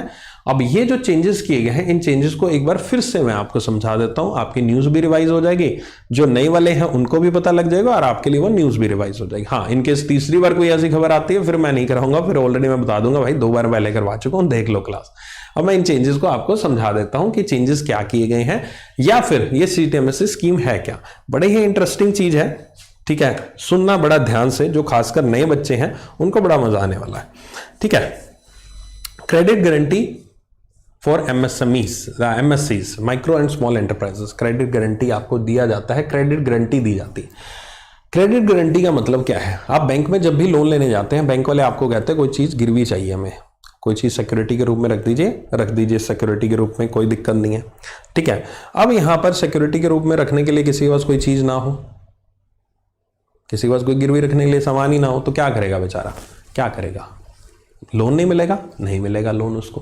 ठीक है, लेकिन यहां पर सीजीटीएमएससी जो है एक ऑर्गेनाइजेशन है, स्पेसिफिकली ये ऐसी सुविधा उपलब्ध कराती है कि अगर आपके पास सिक्योरिटी नहीं है, अगर आपके पास सिक्योरिटी नहीं है, आपके पास कुछ भी गिरवी रखने के लिए नहीं है, तो आप यहां पर क्या कर सकते हो? आप यहां पर सीजीटीएमएससी के थ्रू लोन ले सकते हो। आप बैंक में जाइए, बैंक में आप अप्लाई कीजिए और बैंक को कहिए कि मेरे पास कोई सिक्योरिटी रखने के लिए नहीं है, मेरे पास गिरवी रखने के लिए कोई भी चीज नहीं है, आप मुझे सीजीटीएमएससी के तहत मुझे लोन दीजिए। बैंक वाले आपको सीजीटीएमएससी के तहत लोन दे भी सकते हैं, नहीं भी दे सकते, it totally depends on the bank. Bank के डिस्क्रिप्शन के ऊपर है, मैं उसको जजमेंट में नहीं लाऊंगा कि बैंक वाला देगा नहीं देगा, सर देते नहीं है नहीं देते, that is totally different thing. मैं उस पर अभी बहस नहीं करूंगा। ठीक है, क्योंकि कई एक आधा पर्सन जरूर इसमें पैदा होगा, सर बैंक वाले देते नहीं है लोन वगैरह वगैरह। I am not going to talk about that. अब यहां पर आपका क्या होता है कि सीजीटीएमएससी एक ऐसी संस्था है जो आपको इस तरह की सुविधा उपलब्ध कराती है। यह सुविधा जब सीजीटीएमएससी ने शुरुआत की थी तब यह सुविधा यहां पर केवल और केवल मैन्युफैक्चरिंग प्लांट्स के लिए उपलब्ध थी। अगर आप एक मैन्युफैक्चरर हैं और आपको यहां पर बैंक से लोन चाहिए, आप बैंक में जाइए और आप सिक्योरिटी दिए बिना बैंक से लोन ले सकते थे। लेटर ऑन ये लोन की अमाउंट जो थी पहले काफी कम थी, लेटर ऑन इस अमाउंट को बढ़ाकर 1 करोड़ कर दिया गया था। यानी कि 1 करोड़ तक अगर आपको लोन चाहिए और अगर आप मैन्युफैक्चरिंग फैसिलिटी लगाते हो, कोई फैक्ट्री लगाते हो, तो आपको लोन जो है मिल जाएगा। आपको सिक्योरिटी देने की जरूरत नहीं है। आपकी जो गारंटी है, यानी सिक्योरिटी क्या काम करती है? सिक्योरिटी गारंटी के रूप में काम करती है ना, कि अगर मैं तुम लोन नहीं चुकाओगे तो तुम्हारी प्रॉपर्टी बेचकर मैं रिकवर कर लूंगा, बैंक यही कहता है। तो बैंक को यहां पर प्रॉपर्टी नहीं मिलने के बजाय सीजीटीएमएससी नाम की संस्था उस कस्टमर की गारंटी दे देती है। वो कहती है कि अगर ये लोन नहीं चुकाएगा तो इसका पैसा मैं दूंगा तुम्हें, तुम टेंशन मत लो, तुम इसको लोन दो। तो पहले ये सुविधा 1 करोड़ तक उपलब्ध थी और केवल मैन्युफैक्चरिंग यूनिट्स के लिए उपलब्ध थी। लेटर ऑन इस 1 करोड़ को यहां पर बढ़ाकर 2 करोड़ कर दिया गया और साथ ही साथ यहां पर मैन्युफैक्चरिंग के अलावा रिटेल सेक्टर को भी जोड़ दिया गया। यानी कि रिटेल सेक्टर कह सकते हो या फिर सर्विस सेक्टर कह सकते हो, कि जो नॉर्मल इंसान जो आपका सेल परचेज करता है, कोई भी सामान आपको बेचता है, मैन्युफैक्चरिंग ना हो, होलसेलर रिटेलर वो सिर्फ सामान बेचता, उसको भी यह सुविधा उपलब्ध करा दी गई और इसकी फैसिलिटी की जो वैल्यू थी वो 2 करोड़ कर दी गई। अब ये सीजीटीएमएससी जो है ये काम अब यहां पर जो करता है, ये ऐसा कोई फ्री में नहीं करता। सीजीटीएमएससी इसके बदले में आपसे फीस चार्ज करता है। सीजीटीएमएससी ऑर्गेनाइजेशन जो है वो आपको फीस चार्ज करती है, जिसको हम क्रेडिट गारंटी फीस कहते हैं। क्रेडिट गारंटी फीस, यानी कि जो गारंटी दे रहा है, जो क्रेडिट के लिए यानी कि लोन के लिए जो गारंटी दी जा रही है, उसके बदले में फीस चार्ज करेंगे। फीस यहां पर आपकी वेरी कर सकती है बैंक टू बैंक, उन्होंने कुछ फिक्स भी अमाउंट कर रखी है, मिनिमम अमाउंट कर रखी है, इतना मिनिमम तो हम चार्ज करेंगे। बाकी वो बैंक टू बैंक सीजीटीएमएससी की फीस जो होती है वेरी करती है। अब बैंक टू बैंक ये सीजीटीएमएससी की फीस वेरी क्यों करती है? क्योंकि देखो सीजीटीएमएससी किस लिए गारंटी दे रही है कि लोन डूबे ना, लोन डूबता है तो हम पैसे देंगे। तो सीजीटीएमएससी ये देखता है कि अगर किसी बैंक में यहां पर एनपीए बहुत ज्यादा अमाउंट के हो चुके हैं, बहुत ज्यादा हैं, तो उनको थोड़ा सा डर लगेगा ना उस बैंक में यहां पर आपका बिना गारंटी के किसी को लोन देने में, सीजीटीएमएससी को डर लगेगा। ठीक है, तो सीजीटीएमएससी ऐसा क्या करती है कि जहां पर उसको लगता है रिस्क ज्यादा है जिस बैंक में, उस बैंक के कस्टमर से वो फीस भी ज्यादा चार्ज करती है। तो उस कस्टमर से फीस चार्ज की जाएगी यहां पर सीजीटीएमएससी के द्वारा और उसके बदले में उसको गारंटी दी जाएगी। तो सीजीटीएमएससी को अर्निंग कहां से हो रही है? उस फीस से हो रही है अर्निंग, उस फीस से यहां पर उसको सीजीटीएमएससी को अर्निंग हो रही है। और अब जाकर जो चेंजेस किए गए हैं, ये तो स्कीम थी, आई होप की स्कीम समझ गए होंगे कि गारंटी दी जाती है सीजीटीएमएससी संस्था के द्वारा, बैंक्स को दी जाती है गारंटी कि जाओ तुम लोन दो, ये लो लोन तुम बांटो, हम इसके पीछे खड़े हैं, हम इसको गारंटी देंगे, हम इसकी गारंटी देंगे आपको, आप टेंशन फ्री इसको लोन दे दो भाई। ठीक है, अब यहां पर बैंक यहां पर कस्टमर अप्लाई करने आता है, हम यहां पर सीजीटीएमएससी के पास एज अ बैंकर जाते हैं और कहते हैं कि सीजीटीएमएससी के अंडर इस कस्टमर ने अप्लाई किया, आप गारंटी दे दो। अब आप सोचोगे सर ऐसी चीजें तो फिर सारे कस्टमर करने लग जाएंगे, क्या दिक्कत है ऐसे कस्टमर को करने में? कस्टमर तो सारे कौन सिक्योरिटी देना पसंद करेगा? देखो इसमें एक और चीज होती है, जो कमीशन होता है ना वो काफी अच्छा खासा होता है। कमीशन 1%, 2%, 3%, 4% तक हो सकता है डिपेंडिंग अपॉन दी बैंक। अब मान लीजिए एक कमीशन किसी का 3% है, अब उसको लोन लेना है 2 करोड़ का, 2 करोड़ का लोन लेना है और 3% उसका कमीशन है, तो यानी कि साल के यहां पर 6 लाख रुपए उसके कमीशन के चले गए, साल के 6 लाख रुपए उसके कमीशन के लगेगा। और पर ईयर ये फीस होती है, एनुअली होती है, लाइफ टाइम नहीं होती कि लाइफ टाइम सब्सक्रिप्शन है ना, एनुअल सब्सक्रिप्शन का फंडा है। एक साल के लिए 6 लाख रुपए देने पड़ेंगे 2 करोड़ के लोन के, और 2 करोड़ पे ब्याज उसने 7-8% दिया होगा, 6 लाख रुपए उसका दे देगा तो उसका ब्याज ही 11% पड़ जाएगा। उसके पास प्रॉपर्टी बड़ी है फ्री, तो प्रॉपर्टी रखने में क्या दिक्कत है? प्रॉपर्टी तो उसकी चल ही रही है, उसको दुकान चल रही है, बढ़िया काम चल रहा है, प्रॉपर्टी के पेपर ही तो रख रहे हैं बैंक में, वो 6 लाख रुपए साल की क्यों फालतू दे? तो इसलिए ये चीज इतनी ज्यादा पॉपुलर नहीं है। आप सोचो कि बहुत सारे कस्टमर आ जाएंगे, बहुत सारे कस्टमर ऐसे पैसा मांगने आ जाएंगे, सर किस किस को बांटते फिरेंगे बिना गारंटी के लोन? नहीं आएंगे, नहीं आएंगे। कोई अगर नॉर्मल सी ब्रांच है ना, ऐसा नहीं कहूंगा बहुत बड़ी ब्रांच है, बहुत छोटी ब्रांच है, तो ऐसे नॉर्मल सी शहर की नॉर्मल सी कोई ब्रांच है ना, उसमें कोई 3-4 महीने में कोई एक कस्टमर आएगा सीजीटीएमएससी के लोन मांगने, वो भी उसका होगा कि नहीं होगा पता नहीं। ठीक है, क्योंकि सीजीटीएमएससी की तरह एलिजिबिलिटी बड़ी खतरनाक होती है, एलिजिबल इसमें आसानी से कोई भी कस्टमर होता नहीं, क्योंकि यहां तो कंडीशन में सारी नहीं बता सकता क्योंकि एन नंबर कंडीशंस है, आपको सारी याद भी नहीं करनी आपके एग्जाम पढ़ने, बट बहुत सारी कंडीशंस होती है तब जाके कस्टमर एलिजिबल होता है इसमें। तो ये तो मैंने फंडा आपको बताया एक सीजीटीएमएससी का। अब यहां पर सीजीटीएमएससी का जो फंडा बताया अब उसमें चेंजेस किया गया है। चेंजेस किया गया, सबसे पहला बड़ा चेंज क्या किया गया, पहले लोन की अमाउंट 2 करोड़ होती थी, अब लोन की अमाउंट 5 करोड़ हो गई है। ठीक है, 5 करोड़। कमीशन जो था वो यहां पर कुछ चेंजेस किए गए, कमीशन में 50% की छूट दी गई है, ये चेंज किया गया है। तो ये जो मेजर चेंजेस जो किए गए हैं सीजीटीएमएससी से संबंधित किए गए हैं, उसी सीजीटीएमएससी स्कीम को यहां पर हाल ही में रीवैम्प करके, रीवैम्प मतलब कुछ चेंजेस करके दोबारा से लॉन्च किया गया है। अब जब कोई भी लोन अकाउंट एनपीए होता है, कोई भी लोन डूबता है, तो उसके अगेंस्ट बैंक यहां पर जो भी अपनी कार्रवाई करता है, सरफासी तो लगा नहीं सकता क्योंकि सरफासी हमेशा प्रॉपर्टी पे लगता है ना, तो प्रॉपर्टी तो हमने ली नहीं, तो इसलिए हम कोर्ट केस करेंगे, हम कोर्ट में केस लगाएंगे, कोर्ट में हम उसके अगेंस्ट फाइल करेंगे, डीआरटी में लगाएंगे, जहां भी हमारे पास सुविधा है हम लॉ के थ्रू यहां पर उसके रिकवरी करने का प्रयास करेंगे। लेकिन स्टिल उससे रिकवरी नहीं होती, फिर हम जाते हैं सीजीटीएमएससी के पास कि हमने कोर्ट में भी खटखटा दिया, सब कुछ हो गया, लेकिन कस्टमर पैसा देने के लिए तैयार नहीं है, अब आपकी बारी है, अब आप पैसा दीजिए क्योंकि आपने गारंटी दी थी। अब सोचोगे सर ऐसे तो बहुत सारे लोन अकाउंट एनपीए होते हैं, तो फिर फीस हमने ली है थोड़ी सी, अब अमाउंट है 2 करोड़ की, फीस मैंने ली 6 लाख की, मान लीजिए 3 साल 4 साल 5 साल तक मैं उसकी फीस रिकवर कर रहा, तो मेरे पास आया 30 लाख, अकाउंट उसका 2 करोड़ का एनपीए, तो 30 लाख लेकर मैं 2 करोड़ रुपए कैसे दे दूंगा एक सीजीटीएमएससी? तो ऐसा नहीं है कि सीजीटीएमएससी केवल और केवल यहीं से पैसा आता है, सीजीटीएमएससी के पीछे सरकार भी है। सीजीटीएमएससी को जो संभाला जाता है वो सिडबी के द्वारा संभाला जाता है, सरकार सिडबी को फंडिंग करती है, सिडबी में कैपिटल देती है, और सिडबी यहां पर इस तरह की ऑर्गेनाइजेशन जो CGTMSC one of the organisation SIDBI जिसके सीजीटीएमएससी जिसके अंडर काम करता है, सिडबी के अंडर काम करता है, सिडबी उनको फंडिंग देता है, इस तरह के पैसे देता है। ये कुछ वैसा ही है जैसे इंश्योरेंस स्कीम, इंश्योरेंस कंपनी होती है कि उनको प्रीमियम बहुत सारे लोगों से प्रीमियम मिलता रहता है, उनमें से कुछ चुनिंदा लोगों की ही मृत्यु होती है, है ना, कुछ चुनिंदा लोगों को जितना प्रीमियम आया उसमें से वो उन्होंने इन्वेस्टमेंट कर दिया और कुछ पैसा ही उन्होंने यहां पर एक इंश्योरेंस क्लेम के रूप में दिया। तो ऐसा ही कुछ CTMSE के केस में भी होता है। तो ये आपका मैंने पूरा CTMSE के बारे में आपको बताया। Reduction in guarantee fees for up to 1 crore by 50%। अगर 1 करोड़ तक का आपका लोन लेते हैं तो आपको यहां पर गारंटी फीस जो है 50% से कम मिलती है, 50% रिड्यूस हो जाती है, bringing the minimum guarantee fee to the level of 0.37% per annum यहां पर आपको उसकी फीस लगेगी। मिनिमम गारंटी फीस उन्होंने 0.37 पर एनम कर दी है, उसके ऊपर बैंक टू बैंक वेरी करेगा। Raising of ceiling for guarantee 2 crore से बढ़ाकर 5 करोड़ कर दी गई है। Enhancing the threshold limit for claim settlement without initiation of legal action to 10 lakh. यानी कि अगर आपका कोई लोन एनपी होता है तो आपको उसके अगेंस्ट कार्रवाई करनी है, कोर्ट में केस करना है।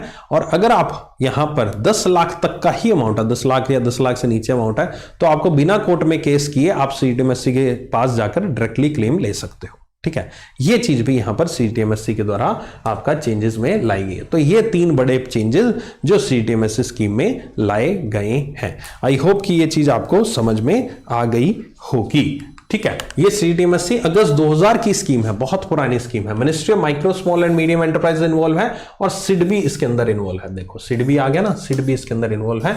आपका लोन देना, लोन की सुविधा उपलब्ध कराना, फ्लो ऑफ इंस्टीट्यूशन क्रेडिट यानी कि लोन की सुविधा उपलब्ध कराना आपके micro small and medium enterprises को। आई होप न्यूज पूरी की पूरी क्लियर होगी यहां पर। अब न्यूज तो क्लियर क्या, न्यूज पे चलते हैं। इन्होंने लॉन्च किया है, ठीक है। अब लॉन्च क्यों किया गया है? लॉन्च इसलिए किया गया है, जैसा मैंने आपको बताया CTMSE का पैसा ना ही केवल उनकी फीस से आता है मगर सरकार के द्वारा उनको फंडिंग दिया जाता है, पैसा दिया जाता है सिडबी के थ्रू। अब इस बार जो यूनियन बजट आया था उसमें यहां पर अनाउंसमेंट किया गया था कि हम आपको 9,000 करोड़ 9,000 करोड़ रुपीस का एडिशनल कॉर्पस सपोर्ट प्रोवाइड कराएंगे। इन 9,000 करोड़ रुपए की गारंटी हम आपको देंगे, इतना पैसा हम आपको देंगे। आगे आप लोन दीजिए, 9,000 करोड़ तक का लोन दीजिए। अगर कल को कोई डूबता है तो 9,000 करोड़ में से आप उसका पैसा उनको चुका सकते हो। To revamped scheme for additional 2 lakh crore. तो 9,000 करोड़ 9,000 करोड़ तो पहले था ही, उसमें से 2 लाख करोड़, एक second, was an additional corpus support of 9,000 in union budget to see the revamped scheme to provide guarantee for additional 2 lakh crore to MSCs. 2 lakh crore to MSCs। Allowance तेरे 2 लाख करोड़ की guarantee प्रदान कर।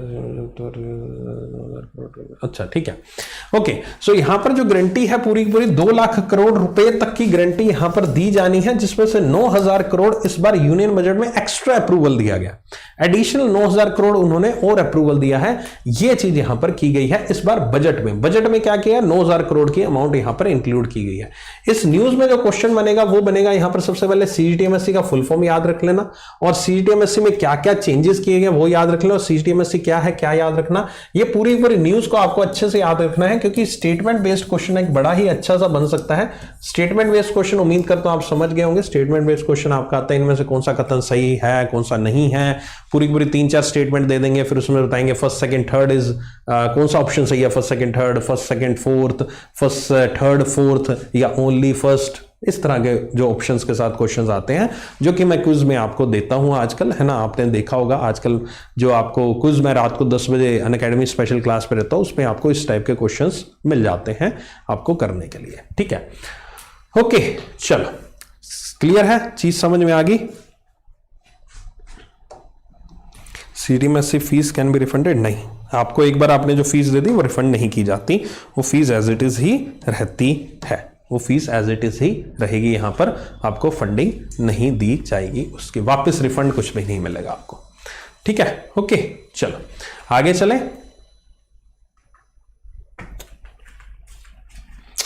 PM Narendra Modi inaugurated 91 new 100 what FM transmitters of the all India radio. So all India radio अभी हाल ही में 100 episode मन की बात के यहां पर कल टेलीकास्ट हुआ था, है ना।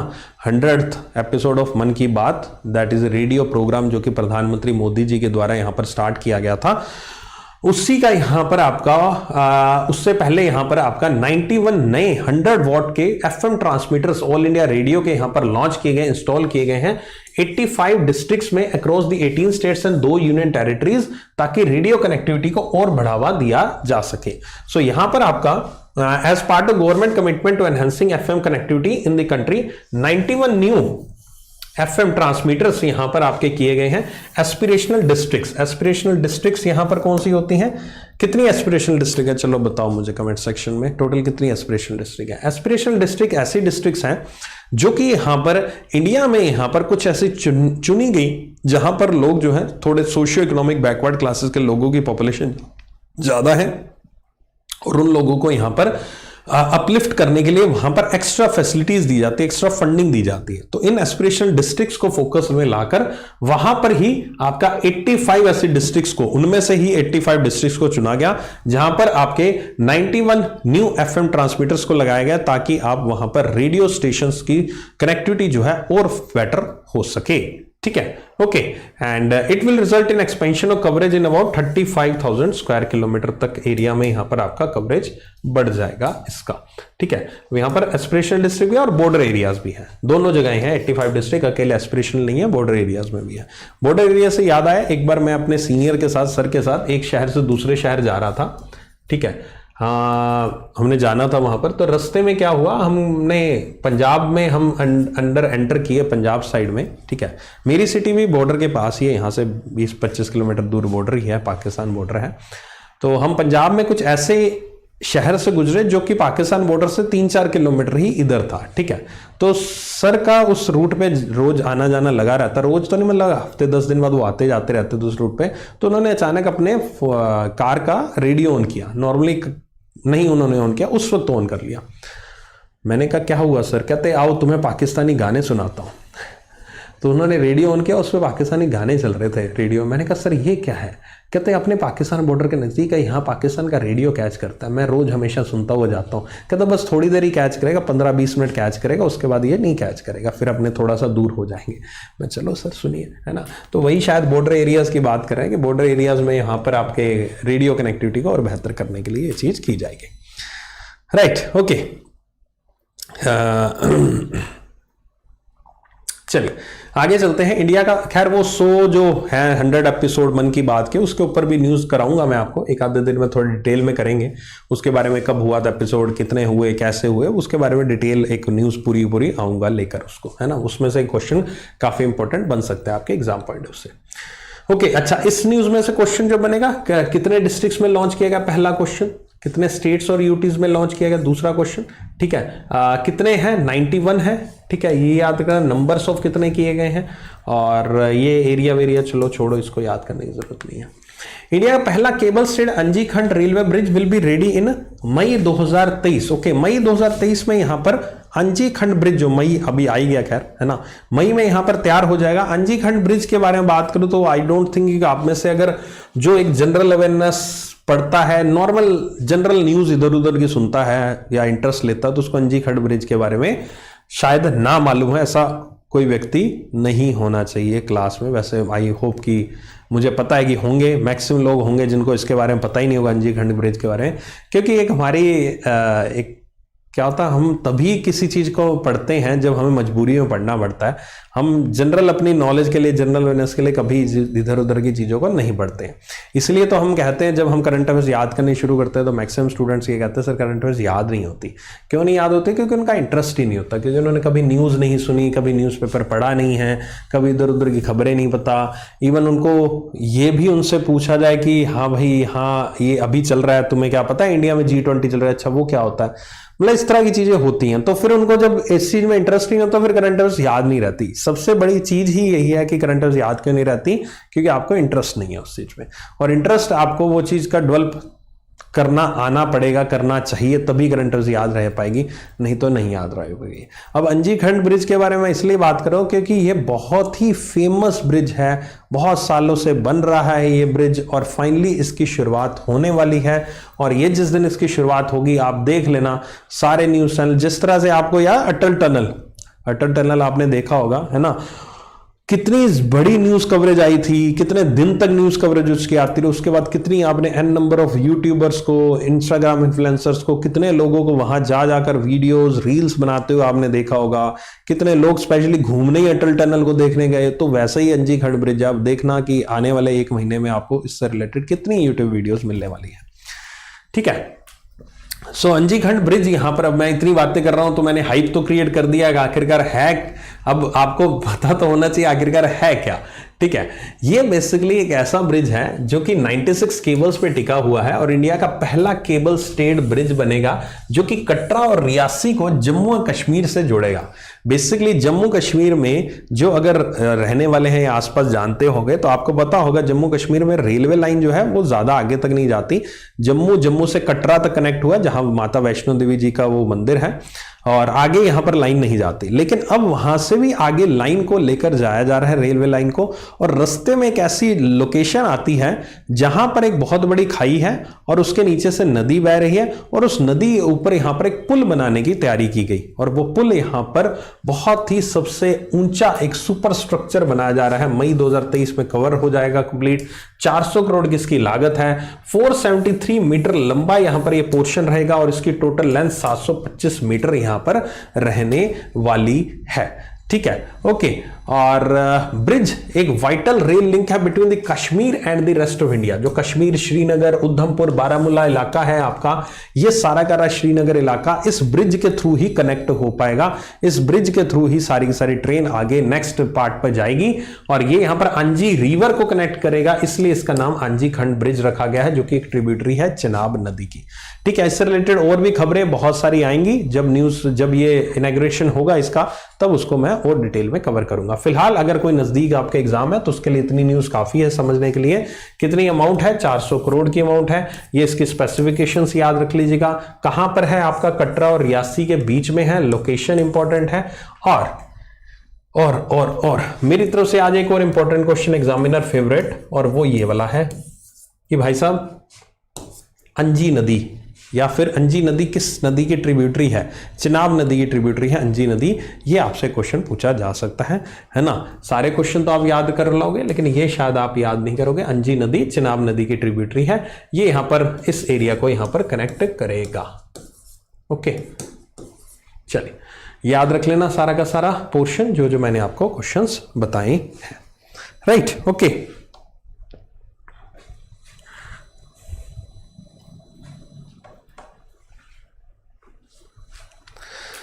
आगे चलते हैं। Largest companies as per market capitalization. So market capitalization के अकॉर्डिंग यहां पर हाल ही में एक लिस्ट आई है जिसमें 5 बड़ी कंपनीज और कुछ और कंपनीज के बारे में जिक्र किया गया। मार्केट कैपिटलाइजेशन क्या होता है? मार्केट कैपिटलाइजेशन होता है आपका that is the number of shares available in the market multiply by the market price of that share. Market price क्या है उस शेयर का और मल्टीप्लाई कर दूं नंबर ऑफ शेयर्स जो कि अवेलेबल है मार्केट में सेल परचेज के लिए। शेयर्स किसी भी कंपनी के यहां पर छोटे टुकड़े कर दिए जाते हैं, ओनरशिप के टुकड़े कर दिए जाते हैं और उसको लोगों में बांट दिया जाता है। आप जैसे मेरे से लोग उसको परचेज कर लेते हैं।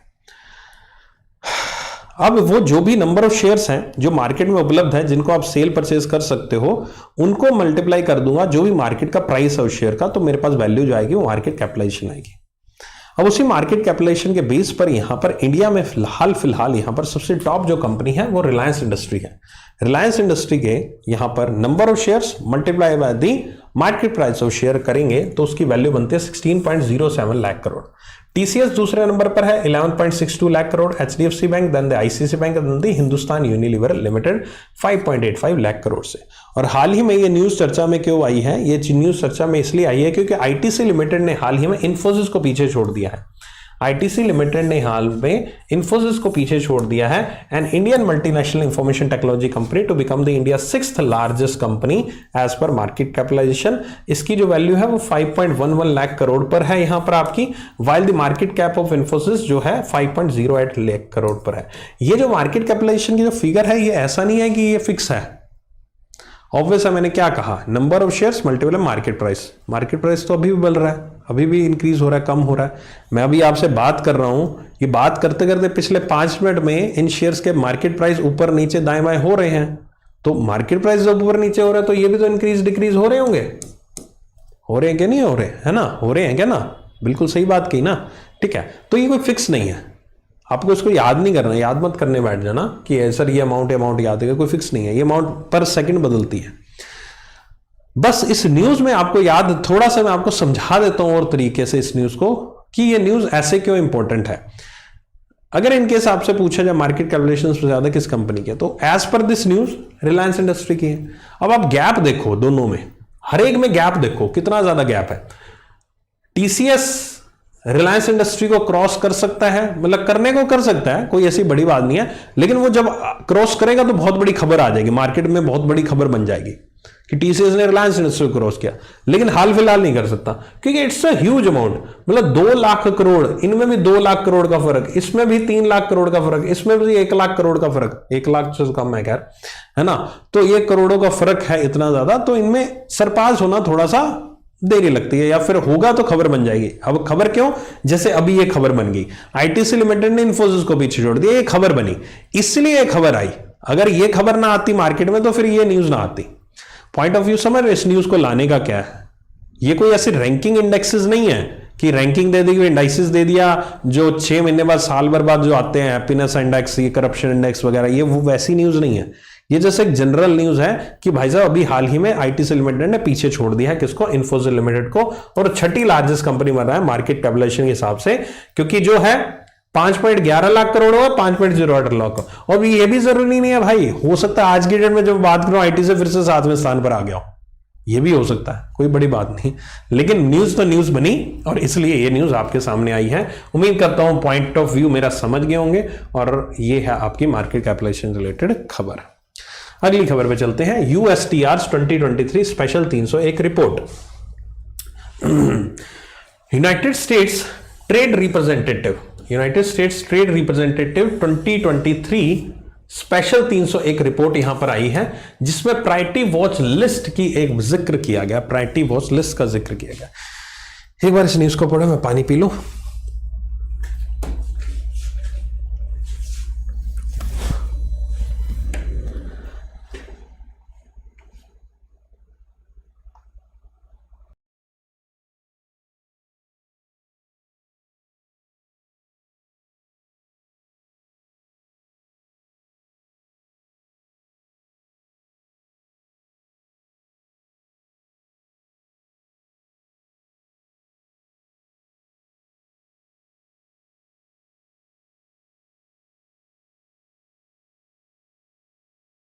अच्छा ये तो बताओ, उस दिन आपके में से कौन कौन था दिल्ली ऑफलाइन सेंटर में, कौन कौन था?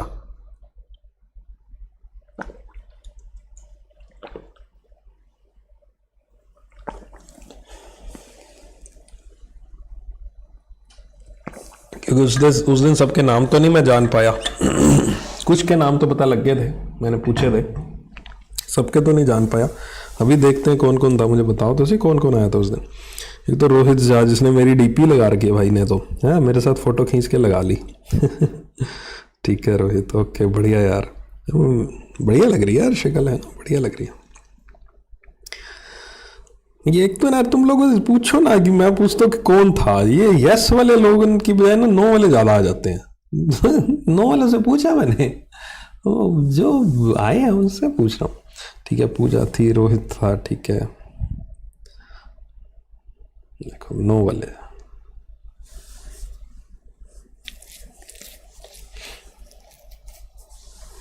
मैं नहीं था।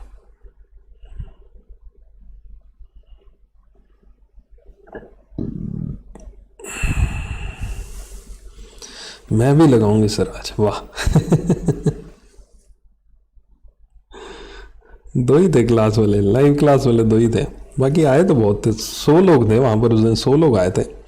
अच्छा था सेंट, अच्छा था यार, वो बढ़िया था, मतलब मज़ा आया उस दिन पढ़ाकर। हाँ जी बिल्कुल पूजा, आप आगे आगे वाली लाइन में बैठे थे, याद है मुझे।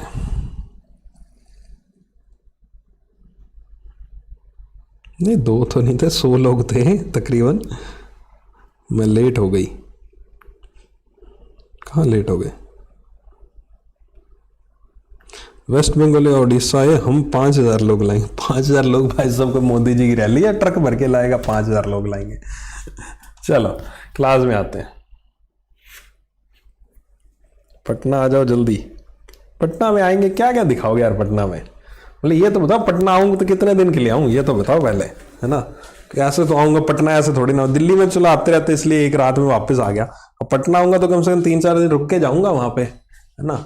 थोड़ा बताओ पटना में क्या क्या घूमने वाला है, फिर तो आऊँ, प्लान बनाऊँ मैं इतने दिन का, बताऊँ कि मैं इतने दिन आऊँगा वहाँ, बताता हूँ मैं, काम करेंगे, एक दिन आपके साथ रहेंगे क्लास, बाकी घूमेंगे, है ना, तभी आएगा मज़ा पटना लखनऊ वालों। मेरे वो बनाओ इटिनरी क्या बोलते हैं उसको, घूमने की बोलते हैं ना, इटिनरी क्या बोलते हैं, है ना, किसके घर ब्रेकफास्ट होगा, किसके घर लंच होगा, डिनर होगा, पूरा बनाओ यार अच्छे से, बढ़िया, है ना, डांस वांस का प्रोग्राम करेंगे। चलो आ जाओ, अब दिल्ली नहीं आना मैंने, दिल्ली दिल्ली दिल्ली दिल्ली तो बिल्कुल ही नहीं। उस दिन मैंने पूछा कहाँ आना है, दिल्ली में, दिल्ली तो खड़ा हूं यार, दौर कितने मारा हूं। चलो आ जाओ, हो गया, रेस्ट मिल गया माइंड को थोड़ा सा करंट अफेयर से बाहर जाकर, अब आते हैं क्लास में, ठीक है, सिर फट रहा है। According to 2023 Special 301 report on the adequacy and effectiveness of United States trading partner protection and enforcement of intellectual property rights release किया यूनाइटेड स्टेट्स ट्रेड रिप्रेजेंटेटिव ने, इंडिया को प्रायोरिटी वॉच लिस्ट 2023 में शामिल रखा गया। बेसिकली ये जो list है, ये लिस्ट है यूनाइटेड स्टेट्स के द्वारा। यूनाइटेड स्टेट्स किनके साथ ट्रेड करता है, ट्रेड मतलब एक्सपोर्ट इंपोर्ट करता है यूनाइटेड स्टेट्स किनके साथ, ठीक है, तो जिनके साथ भी ट्रेडिंग करता है, एक्सपोर्ट इंपोर्ट का काम करता है, उनके वहां पर ऐसी कोई प्रोडक्ट्स हैं जिनके ऊपर इंटेलेक्चुअल प्रॉपर्टी राइट्स हैं। इंटेलेक्चुअल प्रॉपर्टी राइट होता है कि मैंने कोई प्रोडक्ट बनाया जो कि मेरे दिमाग की उपज है, मतलब मैं ही सोच सकता हूं और मैंने उसको बना दिया और मैंने उसका एक राइट ले लिया कि कल को इसी थिंकिंग के साथ कोई और ना बनाए, यानी कि ये पहले मैंने बनाया था, कोई और बना लेगा कोई दिक्कत नहीं, लेकिन पहले मैंने बनाया था तो उस चीज का दर्जा मुझे मिलना चाहिए। एक ओरिजिन होता है ना किसी चीज का, तो ओरिजिन मैंने किया था। तो वैसी ही चीज से संबंधित यहां पर यूनाइटेड स्टेट्स के द्वारा एक यहां पर लिस्ट रिलीज की जाती है, और उस लिस्ट में यहां पर हाल फिलहाल में लिस्ट 2023 की लिस्ट रिलीज की गई, जिसमें कुछ वॉच लिस्ट में कुछ कंट्रीज को रखा जाता है, और इन कंट्रीज को जो वॉच लिस्ट में रखा जाता है, इन लिस्ट में रखने का मकसद ये है कि वहां पर जितने भी इंटेलेक्चुअल प्रॉपर्टी राइट्स से रिलेटेड प्रोडक्ट्स हैं वो कितने हैं, कैसे हैं, क्या उनको बढ़ रहे हैं, कम हो रहे हैं। एक होता है ना कि मैं जिसके साथ व्यापार कर रहा हूं, मैं जिसके साथ ट्रेड कर रहा हूं, उसके बारे में जानना बहुत जरूरी है। अब मैं उससे कोई ऐसी चीज खरीद रहा हूं जो इंटेलेक्चुअल प्रॉपर्टी राइट है, ऑब्वियस है वो इंडिया का है, तो वो ऑब्वियस है वो चीज आएगी मेड इन इंडिया, मैं ऐसे उसको प्रोडक्ट वो अपने देश का तो बता नहीं सकता, है ना, तो ये सब चीजें को आंकलन करना पड़ता है। उसी के तहत जो इस बार वॉच लिस्ट आई है उसमें इंडिया को शामिल किया गया, साथ में अर्जेंटीना, चाइना, इंडोनेशिया, रशिया और वेनेजुएला को प्रायोरिटी वॉच लिस्ट में शामिल किया गया। तो इन कंट्रीज को यहां पर शामिल किया गया है। Countries on the priority list will be subject of particularly intense bilateral engagement during the coming year, यानी कि उनके साथ अच्छा खासा ट्रेडिंग यहां पर की जाएगी। और इंटेलेक्चुअल प्रॉपर्टी की चीजें खरीदने का, उनसे ट्रेड करने का फायदा यह भी है कि वो चीज एक्सक्लूसिव होती है ना, वो चीज कहीं और नहीं मिलेगी। मान ली इंडिया की कोई ऐसी चीज खरीद ली जो आईपी राइट इंडिया के पास है, इंडिया के किसी पर्सन के पास है, तो उस चीज को खरीदकर आप जब बेचोगे अपने देश में, यूएसए वाले बेचेंगे, तो वहां पर बेचने पे उनको किसी भी तरह का यहां पर आपका ऐसा नहीं है, डुप्लीकेसी नहीं होगी ना, एक्सक्लूसिव मिलेगा, वहां के लोग खरीदेंगे उसको, बढ़िया से खरीदेंगे, अच्छी वैल्यू देंगे उसकी, राइट, ठीक है। तो इस तरह के यहां पर होता है इंटेलेक्चुअल प्रॉपर्टी राइट। इसी तरह के इंटेलेक्चुअल प्रॉपर्टी राइट्स की तरह ही आपने और भी बहुत सारे नाम सुने होंगे, लाइक द कॉपीराइट आपने सुना होगा, ट्रेडमार्क सुना होगा, पेटेंट सुना होगा। ये अलग अलग चीजें अलग अलग चीजों के लिए होती है, अलग अलग नाम जो है अलग अलग चीजों के लिए होते हैं, अलग अलग टाइप के लिए होते हैं। इंटेलेक्चुअल प्रॉपर्टी आपके दिमाग की है, ठीक है, इसी तरह से कॉपीराइट आपका कोई लिखी हुई चीज है ना, पेटेंट है कोई प्रोडक्ट का डिजाइन आपने बनाया, इस तरह से ट्रेडमार्क है आपका लोगो है, आपका नाम जो है वो आप कॉपी नहीं कर सकते, राइट, ठीक है। जैसे अब बैंकर्स नीति है, चैनल बैंक अफेयर्स है, मतलब अगर हमने इसका ट्रेडमार्क ले रखा है इस तरह के, है ना, ट्रेडमार्क ले रखा है, तो हम उसका नाम कॉपी नहीं कर सकते, कोई और उसका नाम नहीं चुरा सकता, आप उसका नाम ये सेम टू सेम नाम नहीं रख सकते, अगर आप उसका नाम रखोगे तो हम आपके ऊपर केस लगा देंगे, तो वो चीज आपकी ट्रेडमार्क में होती है। इस तरह के बहुत सारी चीजें आती हैं, उसी में एक इंटेलेक्चुअल प्रॉपर्टी राइट होता है, ठीक है। अब ये न्यूज अभी यहां खत्म नहीं हुई है। इस न्यूज की अगर बात करूं, थोड़ा सा मैं इसको पुराना पहले लेकर चलता हूं, स्पेशल 301 रिपोर्ट को। एक एनुअल रिव्यू है, यानी कि एनुअल रिपोर्ट है, यहां पर यूएसए के द्वारा दी जाती है under the section 182 of the trade act of 1974। Okay, इस सेक्शन के तहत यहां पर दिया जाता है, और लेटर ऑन इसको अमेंड किया गया था 1988 में यहां पर आपका, और इसमें यहां पर तकरीबन 100 ऐसे ट्रेडिंग पार्टनर्स को यहां पर रिव्यू किया जाता है, 100 देशों को रिव्यू किया जाता है, जिसमें से 29 जो है उनको वॉच लिस्ट में रखा जाता है, 29 को वॉच लिस्ट में रखा जाता है।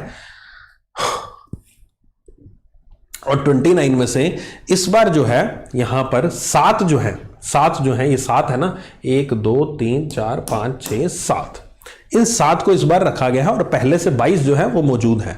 ये 22 जो ऑलरेडी मौजूद हैं उनके नाम यहां पर दे रखे हैं और 7 जो शामिल किए गए हैं वो 7 ये रहे आपके।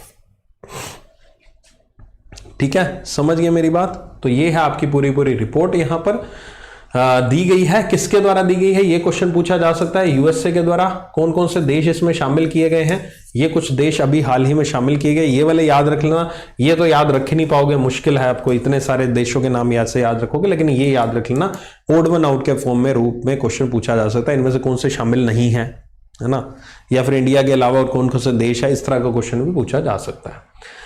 राइट, चलिए आगे चलते हैं।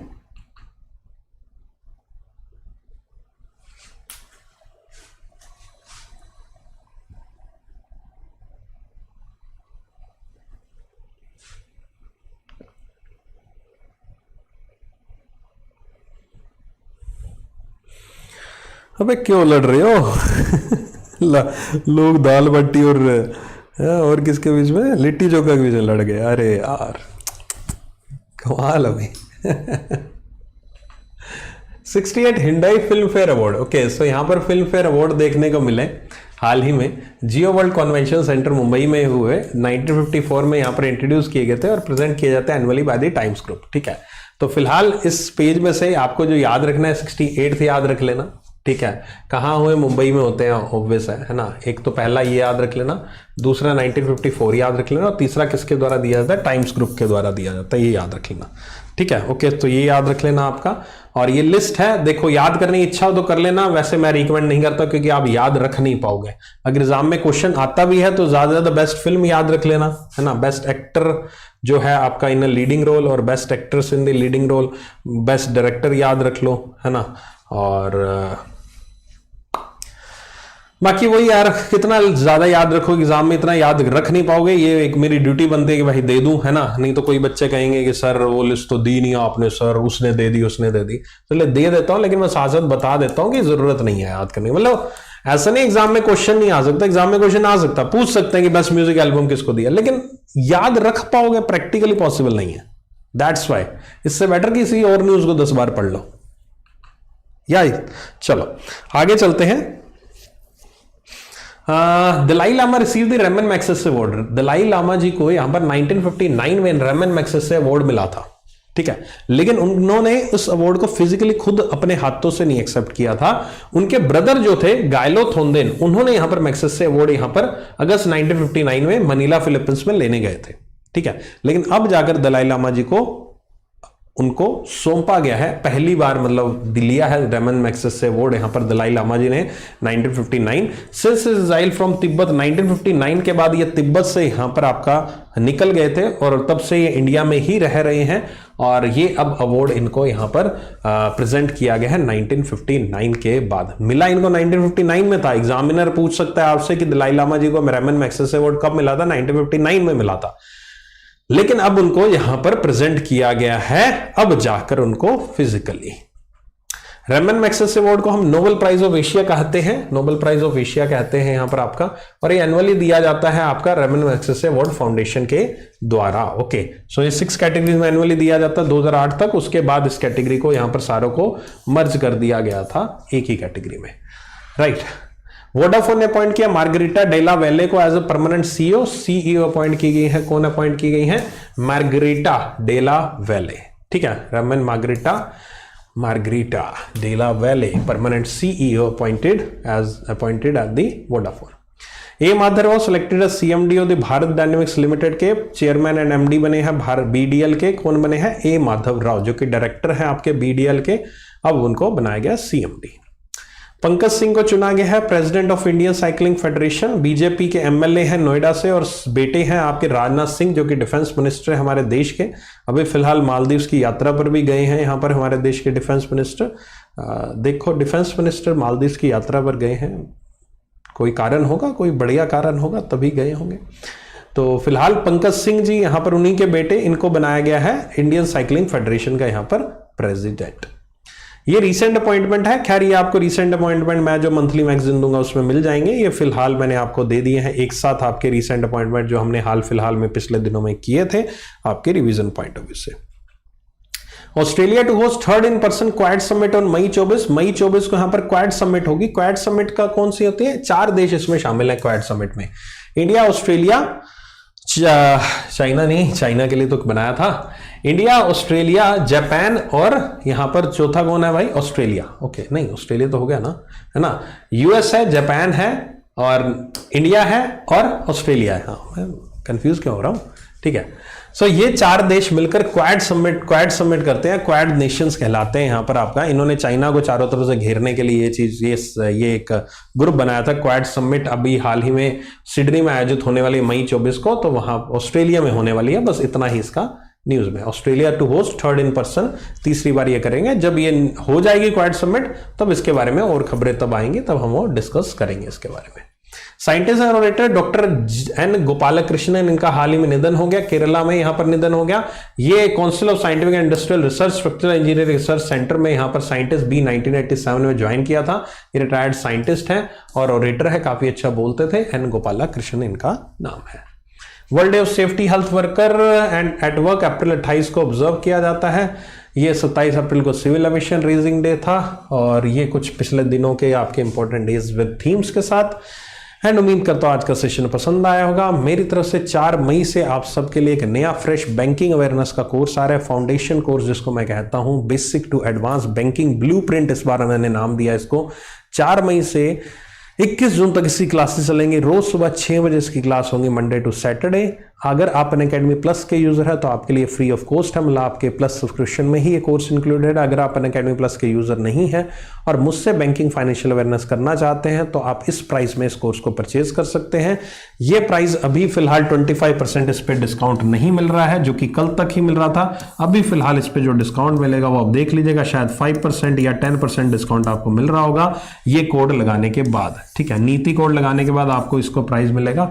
ये कोर्स का प्राइस मैं पहले से ही कह रहा हूं, अगर लेना है तो मिल जाता आपको और सस्ता, लेकिन फिलहाल 4 मई से कोर्स स्टार्ट हो रहा है तो आपको ये प्राइस देना पड़ेगा इस कोर्स को परचेज करने के लिए। डिस्काउंट आप नीति कोड लगाएंगे तो आपको जो भी डिस्काउंट मिलेगा मिल जाएगा। इस कोर्स में मैं बिल्कुल बेसिक टू एडवांस आपको कराऊंगा। नीचे डिस्क्रिप्शन में लिंक है इस कोर्स को परचेज करने का, आप उस कोर्स को परचेज कर सकते हैं। ठीक है, या फिर इस QR कोड को स्कैन करके भी परचेज कर सकते हैं। बिल्कुल basic to advance A to Z हम इसमें करेंगे। ओके, और इन केस अगर आपको अनअकैडमी प्लस की सब्सक्रिप्शन फ्री ऑफ कॉस्ट चाहिए तो 7 दिन के लिए अनअकैडमी ने यहाँ पर एक ऑफर भी निकाला है। ये आपको QR कोड है या फिर डिस्क्रिप्शन में लिंक एक मैंने दे रखा है, उस डिस्क्रिप्शन में लिंक पे क्लिक करके आप अनअकैडमी प्लस सब्सक्रिप्शन अगले 7 दिन के लिए फ्री ऑफ कॉस्ट प्राप्त कर सकते हैं। न्यू यूजर होने चाहिए आपका, ऑलरेडी जो आप जिस नंबर से आप शायद लॉगिन हो शायद उस पे ना हो। न्यू यूजर के थ्रू आप आएंगे अगर अनअकैडमी पे, तभी आप इसको यूज कर पाएंगे, तभी आप इस पे आ पाएंगे। ठीक है, तो 1 मई से 3 मई के बीच में सुविधा उपलब्ध है। ओके, तो आना चाहते हैं मेरी कुछ दिन के लिए मेरी क्लासेस अटेंड करना चाहते हैं स्टार्टिंग बैंकिंग अवेयरनेस की, तो आप कर सकते हो और आपको वहां पर सुबह 6 बजे क्लासेस मिल जाएंगे। परचेज करना चाहते हो, अगर मुझ पर विश्वास है कि सर तो बढ़िया पढ़ाएंगे तो फिर परचेज कर लो। डेमो क्लास मिलनी है तो ले लो, वो आपके ऊपर है, आपकी इच्छा, आपके अनुसार जैसे आप करना चाहते हो। Thank you so much, take care, bye bye and see you again. मुलाकात करते हैं रात के 10 बजे के MCQ सेशन में। रात को हम मिलेंगे 10 बजे। RB ग्रेड भी का आएगा, अभी कुछ कंफर्म हुआ नहीं है उसके बारे में। Thank you, love you all and session पसंद आए तो लाइक कर देना, नहीं कर देना आपके ऊपर है। बाकी मैंने अपना बेस्ट देने की कोशिश की है। मुझे इस टाइम फीवर मुझे काफ़ी है और मेरा सिर बहुत ज़्यादा दर्द हो रहा है। Still I have given my best. ये चीज़ आपको इसलिए बता रहा हूँ क्योंकि आप लोग छोटी मोटी जो भी चीज़ें आती रहती हैं, कुछ भी मुश्किलें आती रहती है, आप लोग डर जाते हो, अरे यार चल यार आज बीमार हूँ, आज बुखार है, चल लेट जाते हैं, थोड़ी देर सो जाते हैं, चल यार क्या करेंगे पढ़कर। जितना हो सकता है उतना करो। अब मैंने अपनी क्लास की, मैंने अपनी ड्यूटी की, अब मैं जाकर अपना रेस्ट कर लूँगा। ठीक है, मेरा रेस्ट हो जाएगा, मुझे पता है मैं सही टाइम पर रेस्ट कर लूँगा। लेकिन स्टिल आप लोग बहुत बार एक्सक्यूजेस बनाते हो, बहुत सारी चीज़ ऐसी करते हो, तो इन सब चीज़ों एक्सक्यूजेस को थोड़ा बहुत कुछ समय के लिए अवॉइड करना शुरू कर दो। मतलब एक जेन्युइन रीज़न होता है, ठीक है मैं मानता हूँ, है ना। अब मेरा जेन्युइन रीज़न है मैं बीमार हूँ, ठीक है मैं जाके रेस्ट करूँगा, दैट इज़ जेन्युइन रीज़न। लेकिन जो चीज़ जब करनी है वो तो करनी है। एक मन के अंदर जब तक वो चीज़ लगन और जो डेडिकेशन नहीं आएगा ना, तब तक कोई और उस सीट को निकाल के ले जाएगा। बात ये है, क्या आप चाहते हो कोई और आपकी जगह यहाँ पर उस सीट को निकाल के ले जाए? नहीं चाहते ना। बैंक एग्जाम फॉर्म 10 लाख लोग भरते हैं, पास होते हैं 50,000, तो वो 50,000 कौन पास होते हैं? उन 9.5 लाख से आगे बढ़कर कुछ काम करते हैं, कुछ हटकर काम करते हैं, वही क्लियर करते हैं, है ना। तो आपको उसमें से बनना पड़ेगा, आपके अंदर वो जुनून, वो लगन होना चाहिए, है ना। आप तो फिर भी यार मेरे से यंग हो, बहुत उम्र बहुत कम है मेरी, आपके अंदर इम्यूनिटी पावर बहुत अच्छी होगी मेरे से, आपके अंदर जोश बहुत अच्छा होगा मेरे से, फिर भी मैं यहाँ पर खड़ा हो गया आपको पढ़ा रहा हूँ, तो आपके अंदर वो हौसला क्यों नहीं है? आप इतने क्यों आलसी और इतने लेजीनेस क्यों दिखाते हो उस चीज़ में? कर लेंगे, प्रोक्रास्टिनेट करते हो, भागते हो चीज़ों को, कतराते हो, टालते हो, ये सब चीज़ें यार अब वो समय चला गया। ये सब चीज़ें 1-2 साल के लिए छोड़ दो, फिर उसके बाद कर लेना, फिर उसके बाद ज़िंदगी एंजॉय कर लेना, अगर और कुछ नहीं करना आगे फ्यूचर में तो, है ना। चीज़ों को समझो, सीखो, आगे बढ़ो, सब कुछ अच्छा होगा ज़िंदगी में, बहुत अच्छे आगे ज़िंदगी आपके लिए वेट कर रही है, लेकिन उसके लिए मेहनत भी बहुत अच्छी करनी पड़ेगी आपको, right. Thank you, take care, bye bye.